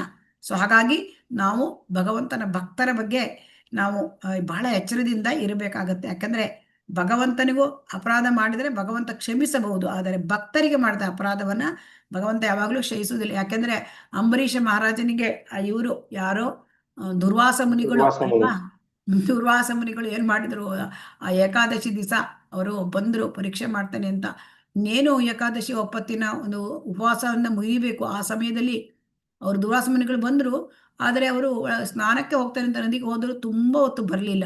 ಉಪವಾಸದ ಸಮಯ ಮುಗೀತತ್ತು, ಪಾರಾಯಣ ಸಮಯ. ಆಗ ಆ ಸಮಯದಲ್ಲಿ ಅವ್ರು ಏನ್ ಮಾಡ್ತಾರೆ, ಉಪವಾಸವನ್ನ ಬ್ರೇಕ್ ಮಾಡ್ಬೇಕು ಅಂತ ನೀರು ಕುಡಿತಾರೆ ಅಷ್ಟೇ. ಬ್ರಾಹ್ಮಣರನ್ನು ಕೇಳ್ಕೊಂಡು ನೀರು ಕುಡಿದ್ರೆ ಉಪವಾಸ ಮುರಿದಂಗೂ ಉಪವಾಸ ಮುರಿದಂಗೂ ಆಗುತ್ತೆ, 2 ರೀತಿ ಆಗುತ್ತೆ ಅದು. ಸೊ ಆ ನೀರು ಕುಡಿದಾಗ ಅವರು ದುರ್ವಾಸರಿಗೆ ಕೋಪ ಬಂದ್ಬಿಡುತ್ತೆ ಅಲ್ವಾ. ಸೊ ಭಗವಂತ ಕೋಪ ಬಂದಾಗ ಅವರು ಅಲ್ಲಿ ರಾಕ್ಷಸನ್ನು ಸೃಷ್ಟಿ ಮಾಡ್ತಾರೆ, ಯಾರನ್ನ ಕೊಲ್ಲಲಿಕ್ಕೆ. ಆದರೆ ಅವಾಗ ಸುದರ್ಶನ ಚಕ್ರ ಬರುತ್ತೆ. ಯಾಕೆ, ಅವ್ರನ್ನ ಕಾಪಾಡ್ಲಿಕ್ಕೆ ಇಟ್ಟಿದ್ದ, ಅಂಬರೀಷ್ ಮಹಾರಾಜನ ಕಾಪಾಡ್ಲಿಕ್ಕೆ ಸುದರ್ಶನ ಚಕ್ರ ಬಂತು. ಆ ಚಕ್ರ ಬೆನ್ನಟ್ಕೊಂಡು ಇವರು ರಾಕ್ಷಸರು ಕೊಂದ್ರು, ಮತ್ತೆ ದುರ್ವಾಸನ ಬೆನ್ನಟ್ಕೊಂಡು ಹೋಗ್ತು. ದುರ್ವಾಸರು ಏನ್ ಮಾಡಿದ್ರು, ಇದಕ್ಕೆ ಹೋಗ್ತಾರೆ ಬ್ರಹ್ಮನ ಹತ್ರ. ಬ್ರಹ್ಮ ನನ್ನ ಹತ್ರ ಆಗಲ್ಲಪ್ಪ, ನಾನು ಯಾವಾಗ್ಲೂ ಭಗವಂತನ ಕೃಷ್ಣ ಹೇಳ್ತಾರೆ, ನನ್ನ ಹತ್ರ ಆಗೋದಿಲ್ಲ ಚಕ್ರವನ್ನ ತಡಿಲಿಕ್ಕೆ. ಆಮೇಲೆ ಶಿವನ ಹತ್ರ ಹೋಗ್ತಾರೆ, ಶಿವನ ಹತ್ರ ಆಗೋದಿಲ್ಲ, ನಾನು ಯಾವಾಗ್ಲೂ ಭಗವಂತನನ್ನೇ ರಾಮ ಹೇಳ್ತಾ ಇರ್ತಾನೆ, ನನಗಾಗಲ್ಲಪ್ಪ, ನಂಗೆ ಇದು ನೀನು ವಿಷ್ಣು ಹತ್ರ ಹೋಗು. ವಿಷ್ಣು ಹತ್ರ ಹೇಳ್ತಾನೆ, ವಿಷ್ಣು ಹೇಳ್ತಾನೆ, ಇಲ್ಲ, ನೀನು ಯಾರು, ನಿನಗೆ ಇದನ್ನ ನೀನು ಯಾರಿಗೆ ಅಪರಾಧ ಮಾಡಿದ್ಯಾ, ಆ ಅಂಬರೀಷನಿಗೆ ಹೋಗಿ ನೀನು ಯಾರಿಗೆ ಅಪರಾಧ ಮಾಡಿದ್ಯಾ ಅವ್ರ ಕಾಲು ಹಿಡ್ಕೊ. ಆಗ ಅವ್ರು ಬಂದು ಮತ್ತೆ ಅಂಬರೀಷ ಮಹಾರಾಜನಿಗೆ ಕಾಲು ಹಿಡ್ಕೋಬೇಕಾಯ್ತು. ಅಂಬರೀಷ ಮಹಾರಾಜ, ಭಗವಂತ, ನಾನು ಏನಾದ್ರೂ ಒಂದು ಒಳ್ಳೇದ್ ಮಾಡಿದ್ರೆ, ಭಕ್ತಿ ಅಂತ ಮಾಡಿದ್ರೆ ಇವರನ್ನು ಕಾಪಾಡು ಅಂತ ಹೇಳ್ತಾನೆ. ಆಗ ಸುದರ್ಶನ ಚಕ್ರ ಸುಮ್ಮನಾಯಿತು. ಹಾಗಾಗಿ ಅವಮಾನಿಸಿದರೆ ಭಕ್ತನು ಕ್ಷಮಿಸಬಹುದು, ಆದರೆ ಕೃಷ್ಣ ಕ್ಷಮಿಸುವುದಿಲ್ಲ. ಭಕ್ತ ಕ್ಷಮಿಸ್ತಾನೆ, ಆದರೆ ಕೃಷ್ಣ ಕ್ಷಮಿಸುವುದಿಲ್ಲ. ಇದು ಕೃಷ್ಣನ ನಿಲುವು. ಕೃಷ್ಣ ಏನ್ ಮಾಡ್ತಾನೆ, ತನಗ ಅಪರಾಧ ಮಾಡಿದ್ರೆ ತಾನು ಸಹಿಸಬಹುದು, ಭಕ್ತರಿಗೆ ಅಪರಾಧ ಮಾಡಿ ಸಹಿಸೋದಿಲ್ಲ. ಭಕ್ತ ತನ್ನ ಅಪರಾಧ ಸಹಿಸಬಹುದು, ಆದರೆ ಕೃಷ್ಣ ಸಹಿಸೋದಿಲ್ಲ. ಆದ್ದರಿಂದ ಭಕ್ತನನ್ನು ಅವಮಾನಿಸದಂತೆ ಎಚ್ಚರ ವಹಿಸಿ, ಒಬ್ಬ ಭಕ್ತ ನಿಮ್ಮನ್ನು ಕ್ಷಮಿಸಬಹುದು, ಆದರೆ ಕೃಷ್ಣನು ನಿಮ್ಮನ್ನು ಕ್ಷಮಿಸುವುದಿಲ್ಲ. ಶ್ರೀಲ ಪ್ರಭುಪಾದರು ನಮಗೆ ಹೇಳ್ತಾ ಇದ್ದಾರೆ, ಭಗವದ್ ಭಕ್ತರನ್ನ ನಾವು ಯಾವಾಗಲೂ ಅಪರಾಧ ಮಾಡಬಾರದು, ಅವರನ್ನ ಅವಮಾನಿಸಬಾರದು ಅಂತ ಹೇಳ್ತಾ ಇದ್ದಾನೆ. ತನ್ನ ಭಕ್ತನಿಗೆ ಮಾಡಿದ ಅವಮಾನವನ್ನು ಅವನು ಸಹಿಸುವುದಿಲ್ಲ. ಆದ್ದರಿಂದ ಈ ಯುದ್ಧ ವ್ಯವಸ್ಥೆಯಲ್ಲಿ ಅರ್ಜುನನು ಇಲ್ಲ ಯುದ್ಧ ಮಾಡುದಿಲ್ಲ ಅಂದ್ರು ಅವನೇನ್ ಹೇಳ್ತಾನೆ, ಕೃಷ್ಣ ಯುದ್ಧ ಮಾಡು ಅಂತ ಹೇಳ್ತಾನೆ ಅಲ್ವಾ. ಸೊ ಹಾಗಾಗಿ ಈ ಯುದ್ಧ ಯಾಕಾಯಿತು? ಪಾಂಡವರಿಗೆ ಅವಮಾನ ಆಯ್ತು ಅಲ್ವಾ, ದ್ರೌಪದಿಗೆ ಅವಮಾನ ಆಯ್ತು ಅಲ್ವಾ. ಹರೇ ಕೃಷ್ಣ. ಹೌದು ಹೌದು ಮಾತಾಜಿ. ಮಾತಾಜಿ. ದ್ರೌಪದಿ ಭಕ್ತೆ ಅವಳು, ಅವಳಿಗೆ ಅವಮಾನ ಆಯ್ತು ಅಲ್ಲ, ಸಹಿಸ್ತಾನ ಕೃಷ್ಣ? ಇಲ್ಲ. ಇಲ್ಲ ಮಾತಾಜಿ. ಆದ್ದರಿಂದ ಭಕ್ತರಿಗೆ ಅವಮಾನ ಮಾಡಿದ್ರೆ ಭಗವಂತ ಸಹಿಸೋದಿಲ್ಲ. ಇಲ್ಲಿ ನಾವು ಕೌಶಲ್ಯಗಳ ಬಗ್ಗೆ ನೋಡಿದ್ದೇವೆ, ಅಂದ್ರೆ ಹಿಂದಿನ ತರಗತಿಯಲ್ಲೂ ಕೂಡ ನೋಡಿದ್ದೇವೆ. ಇಲ್ಲಿ ಅಸೈನ್ಮೆಂಟ್ಗಳನ್ನ ಕೊಡಲಾಗತ್ತೆ ನಿಮಗೆ. ಅದರಲ್ಲಿ ಓದುವ ವ್ಯಾಖ್ಯಾನ ಅಸೈನ್ಮೆಂಟ್ಗಳು, ಆಮೇಲೆ ಅಧ್ಯಯನದ ಅವಲೋಕನಗಳು, ಪಟ್ಟಿ ಮತ್ತು ಟಿಪ್ಪಣಿಗಳು, ಪೂರ್ವ ಸ್ವಾಧ್ಯಯನ ಅಂತ ಒಂದಿಷ್ಟು ಪ್ರಶ್ನೆಗಳನ್ನ ಕೊಡಲಾಗತ್ತೆ. ನಿಮ್ಮ ಅಧ್ಯಯನಕ್ಕೆ ಚಿಕ್ಕ ಚಿಕ್ಕ ಪ್ರಶ್ನೆಗಳಿಗೆ ಉತ್ತರ ಬರ್ಕೋಬೇಕು. ಆಮೇಲೆ ಪುಸ್ತಕ ನೋಡಿ ಬರೆಯುವ ಓಪನ್ ಬುಕ್ ಅಸೆಸ್ಮೆಂಟ್ ಇರುತ್ತೆ, ಅದನ್ನು ಕೂಡ ನಿಮಗೆ ಕೊಡಲಾಗತ್ತೆ. ಸೊ ಹಾಗಾಗಿ 23ರಿಂದ 46 ಅಧ್ಯಾಯ 1, 23ರಿಂದ 46 ಈ ಶ್ಲೋಕಗಳ ವಿಮರ್ಶೆ ನಾವು ಇವತ್ತು ಮಾಡಿದ್ದೇವೆ.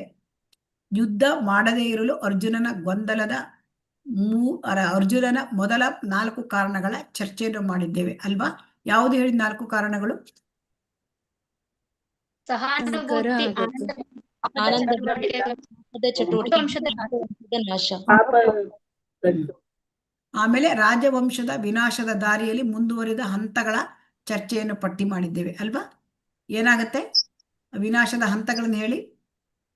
ವಿಷ ಹಾಕುವವನು, ಮನೆಗೆ ಬೆಂಕಿ ಹಚ್ಚುವ, ಅಲ್ಲಲ್ಲ, ಇದಲ್ಲ. ವಿನಾಶದ ದಾರಿಯಲ್ಲಿ ಹಂತಗಳು. ಮೊದ್ಲು ಏನಾಗತ್ತೆ, ಯುದ್ಧದಲ್ಲಿ ಯಾರು ಹೋಗ್ತಾರೆ? ಹಿರಿಯರು ಹೋಗ್ತಾರೆ ಅಲ್ವಾ, ನಾಶವಾಗ್ತಾರೆ. ಹಿರಿಯರ ಕುಟುಂಬದಲ್ಲಿ ಹಿರಿಯರು ಹೋದಾಗ ಏನಾಗುತ್ತೆ? ವರ್ಣಸಂಕರ, ಮಕ್ಕಳು ಕೂಡ ಅಧರ್ಮಿಗಳಾಗ್ತಾರೆ ಅಲ್ವಾ. ಸ್ತ್ರೀಯರಿಗೆ ರಕ್ಷಣೆ ಇರೋದಿಲ್ಲ, ಅವಾಗ ಏನಾಗತ್ತೆ? ಅನಿಷ್ಟ ಸಂತಾನ ಆಗತ್ತೆ ಅಲ್ವಾ ಸಮಾಜದಲ್ಲಿ. ಪಿತೃಗಳು ಪಿಂಡೋದಕ ಇಲ್ಲದೆ ಅವರು ಕೂಡ ಪತನ ಹೊಂದುತ್ತಾರೆ. ಇದನ್ನ ಚರ್ಚೆ ಮಾಡಿದ್ದೇವೆ. ಸಾಮಾನ್ಯವಾಗಿ ಮಹಿಳೆಯರು ಹೆಚ್ಚು ಬುದ್ಧಿವಂತರಲ್ಲ. ಈ ಹೇಳಿಕೆ ಅನ್ವಯದಲ್ಲಿ ಉಚಿತ ಮತ್ತು ಅನುಚಿತಗಳ ಚರ್ಚೆ ಮಾಡಿದ್ದೇವೆ ಅಲ್ವಾ. ನೋಡಿ, ಇದು ಮಹಿಳೆಯರು ಹೆಚ್ಚು ಬುದ್ಧಿವಂತರಲ್ಲ. ಯಾರು? ಸಾಮಾನ್ಯ ಮಹಿಳೆಯರು. ಕೃಷ್ಣ ಪ್ರಜ್ಞೆಗೆ ಬಂದ ಮಹಿಳೆಯರಿಗೆ ಇದು ಅನ್ವಯಿಸುವುದಿಲ್ಲ ಅಲ್ವಾ. ಹಿಂಸಾಚಾರ ತತ್ವಗಳ ಉಪಯುಕ್ತತೆಯನ್ನು ಕುರುಕ್ಷೇತ್ರ ಯುದ್ಧದ ಸಂಬಂಧದಲ್ಲಿ ಹಾಗೂ ಪ್ರಸ್ತುತ ಧಾರ್ಮಿಕ ಹಿಂಸೆಗಳ ಸಮಸ್ಯೆಗಳ ಅನುರೂಪವಾದ ಶ್ಲೋಕಗಳ ಸಾದೃಶ್ಯ ಮತ್ತು ಉಲ್ಲೇಖಗಳ ಬಗ್ಗೆ ಚರ್ಚೆಯನ್ನು ನಾವು ಮಾಡಿದ್ದೇವೆ. ಹರೇ ಕೃಷ್ಣ. ಇದನ್ನು ಓದಿ. ಹರೇ ಕೃಷ್ಣ. ಭಗವದ್ಗೀತೆಯು ಭಗವಂತನಿಂದ ಹೇಳಲ್ಪಟ್ಟಿದೆ. ಆದ್ದರಿಂದ ಮಾನವ ಸಮಾಜವು ಎಲ್ಲಾ ದೃಷ್ಟಿಕೋನಗಳಿಂದಲೂ ರಾಜಕೀಯ, ಸಾಮಾಜಿಕ, ಆರ್ಥಿಕ, ತಾತ್ವಿಕ ಮತ್ತು ಧಾರ್ಮಿಕತೆ ಸಂಪೂರ್ಣ ಸಂಘಟಿತವಾಗಿದೆ. ಈ ದೃಷ್ಟಿಕೋನದಿಂದ ನೋಡಿದರೆ ಕೃಷ್ಣ ಪ್ರಜ್ಞೆಯ ಆಂದೋಲನದಿಂದ ಮಾನವ ಸಮಾಜವನ್ನು ಪುನರ್ರೂಪಿಸಬಹುದು. ಮಧ್ಯಲೀಲಾ 1967 ಪಟ್ಟು. ಹರೇ ಕೃಷ್ಣ. ಇಲ್ಲಿ ಏನ್ ಹೇಳ್ತಾರೆ ಶ್ರೀಲ ಪ್ರಭುಪಾದರು? ಭಗವದ್ಗೀತೆ ಭಗವಂತನೇ ಹೇಳಿದ್ದಾನೆ ಅಲ್ವಾ. ಸೊ ಹಾಗಾಗಿ ಇಲ್ಲಿ ಭಗವದ್ಗೀತೆ ಸ್ವತಃ ಭಗವಂತನೇ ಹೇಳಿದ್ದಾನೆ. ಸೊ ಹಾಗಾಗಿ ಭಗವಂತನ ಮುಖಕಮಲದಿಂದ ಭಗವದ್ಗೀತೆ ಬಂದಿರೋದ್ರಿಂದ ಕೃಷ್ಣ ಪ್ರಜ್ಞಾ ಆಂದೋಲನವು ಈ ಭಗವದ್ಗೀತೆಯ ಆಧಾರದ ಮೇಲೆ ಇದೆ. ಭಗವದ್ಗೀತೆಯಲ್ಲಿ ಏನು ಬೋಧನೆ ಮಾಡಿದ್ದಾನೆ ಅದರ ಆಧಾರದ ಮೇಲೆ ಕೃಷ್ಣ ಪ್ರಜ್ಞೆಯನ್ನ ಶ್ರೀಲ ಪ್ರಭುಪಾದರು ಅದರ ಆಂದೋಲನವನ್ನ ಅವರು ಅದರ ಮೇಲೆ ನಿರ್ಧಾರ ಮಾಡಿದ್ದಾರೆ. ಸೊ ಹಾಗಾಗಿ ಜನರಲ್ಲಿ ನಾವು ಕೃಷ್ಣ ಪ್ರಜ್ಞೆಯನ್ನ ಮತ್ತೆ ಈ ಪುನಃಸ್ಥಾಪನ ಮಾಡಲಿಕ್ಕೆ ಈ ಭಗವದ್ಗೀತೆ ಅಧ್ಯಯನ ಮಾಡೋದ್ರಿಂದ ಸಾಧ್ಯ ಇದೆ. ಯಾಕೆಂತಂದ್ರೆ ಇಲ್ಲಿ ಸಾಮಾಜಿಕ, ರಾಜಕೀಯ, ಧಾರ್ಮಿಕ ಎಲ್ಲ ವಿಧದಿಂದಲೂ ಕೂಡ ಜನರನ್ನು ನಾವು ಸಂಘಟನೆ ಮಾಡಲಿಕ್ಕೆ ಈ ಕೃಷ್ಣ ಪ್ರಜ್ಞಾ ಆಂದೋಲನದಿಂದ ಸಾಧ್ಯ ಇದೆ ಅಂತ ಪ್ರಭುಪಾದರು ಹೇಳ್ತಾರೆ. ಯಾಕೆಂತಂದ್ರೆ ಈಗ ನೋಡಿ, ವರ್ಣ ಸಂಕರವನ್ನು ಹೇಗೆ ತಡೆಗಟ್ಟಬಹುದು? ಸಮಾಜದಲ್ಲಿ ಒಳ್ಳೆಯ ಮಾರ್ಗದರ್ಶನ ಮಾಡ್ಬೇಕಲ್ವಾ. ಹರೇ ಕೃಷ್ಣ. ಹೌದು ಮಾತಾಜಿ. ಪ್ರಜ್ಞಾವಂತ ಜನರು ಇದ್ರೆ ಈ ತರ ವರ್ಣಸಂಕರ ಆಗತ್ತಾ? ಇಲ್ಲ ಮಾತಾಜಿ. ಇಲ್ಲ. ಆಮೇಲೆ ಜನರಿಗೆ ಸಂಸ್ಕೃತಿಯ ಬಗ್ಗೆ ಅರಿವಿರ್ಬೇಕಲ್ವಾ ನಮ್ಗೆ. ಹಾಗಾಗಿ ಹಿರಿಯರ ಮಾರ್ಗದರ್ಶನ ನಾವು ಪಡ್ಕೊಂಡ್ರೆ ನಾವು ಈ ತರ ಒಂದು ವರ್ಣಸಂಕರ ಆಗೋದನ್ನ ನಾವು ತಡೆಗಟ್ಟಲಿಕ್ಕೆ ಸಾಧ್ಯ ಅಲ್ವಾ. ಪಾಶ್ಚಾತ್ಯ ದೇಶದಲ್ಲಿ ಏನಾಗುತ್ತೆ, ಅವರಿಗೆ ಅವ್ರ ಸಂಸ್ಕೃತಿ ನೋಡಿದ್ರೆ 13 ವರ್ಷಕ್ಕೆ ಬಂದ್ರೆ ಅವರಿಗೆ ಸಂಪೂರ್ಣ ಸ್ವತಂತ್ರ ಕೊಟ್ಟು ಬಿಡ್ತಾರೆ ಮಕ್ಕಳಿಗೆ ಅಲ್ವಾ, 13 ವರ್ಷಕ್ಕೆ ಬಂದ್ರೆ. ಆದ್ರೆ ಇಲ್ಲಿ ನಮ್ಮ ಸಂಸ್ಕೃತಿ ಹಾಗಿಲ್ಲ, ಇದೆಯಾ? ಆದರೆ ಪಾಶ್ಚಾತ್ಯ ಸಂಸ್ಕೃತಿಯಲ್ಲಿ ಏನಿದೆ, ಅವ್ರಿಗೆ 13 ವರ್ಷ ಆದ್ರೆ ಅವರಿಗೆ ಇದು ಬಂದ್ಬಿಡತ್ತೆ, ಏನಂತಂದ್ರೆ ಅವರಿಗೆ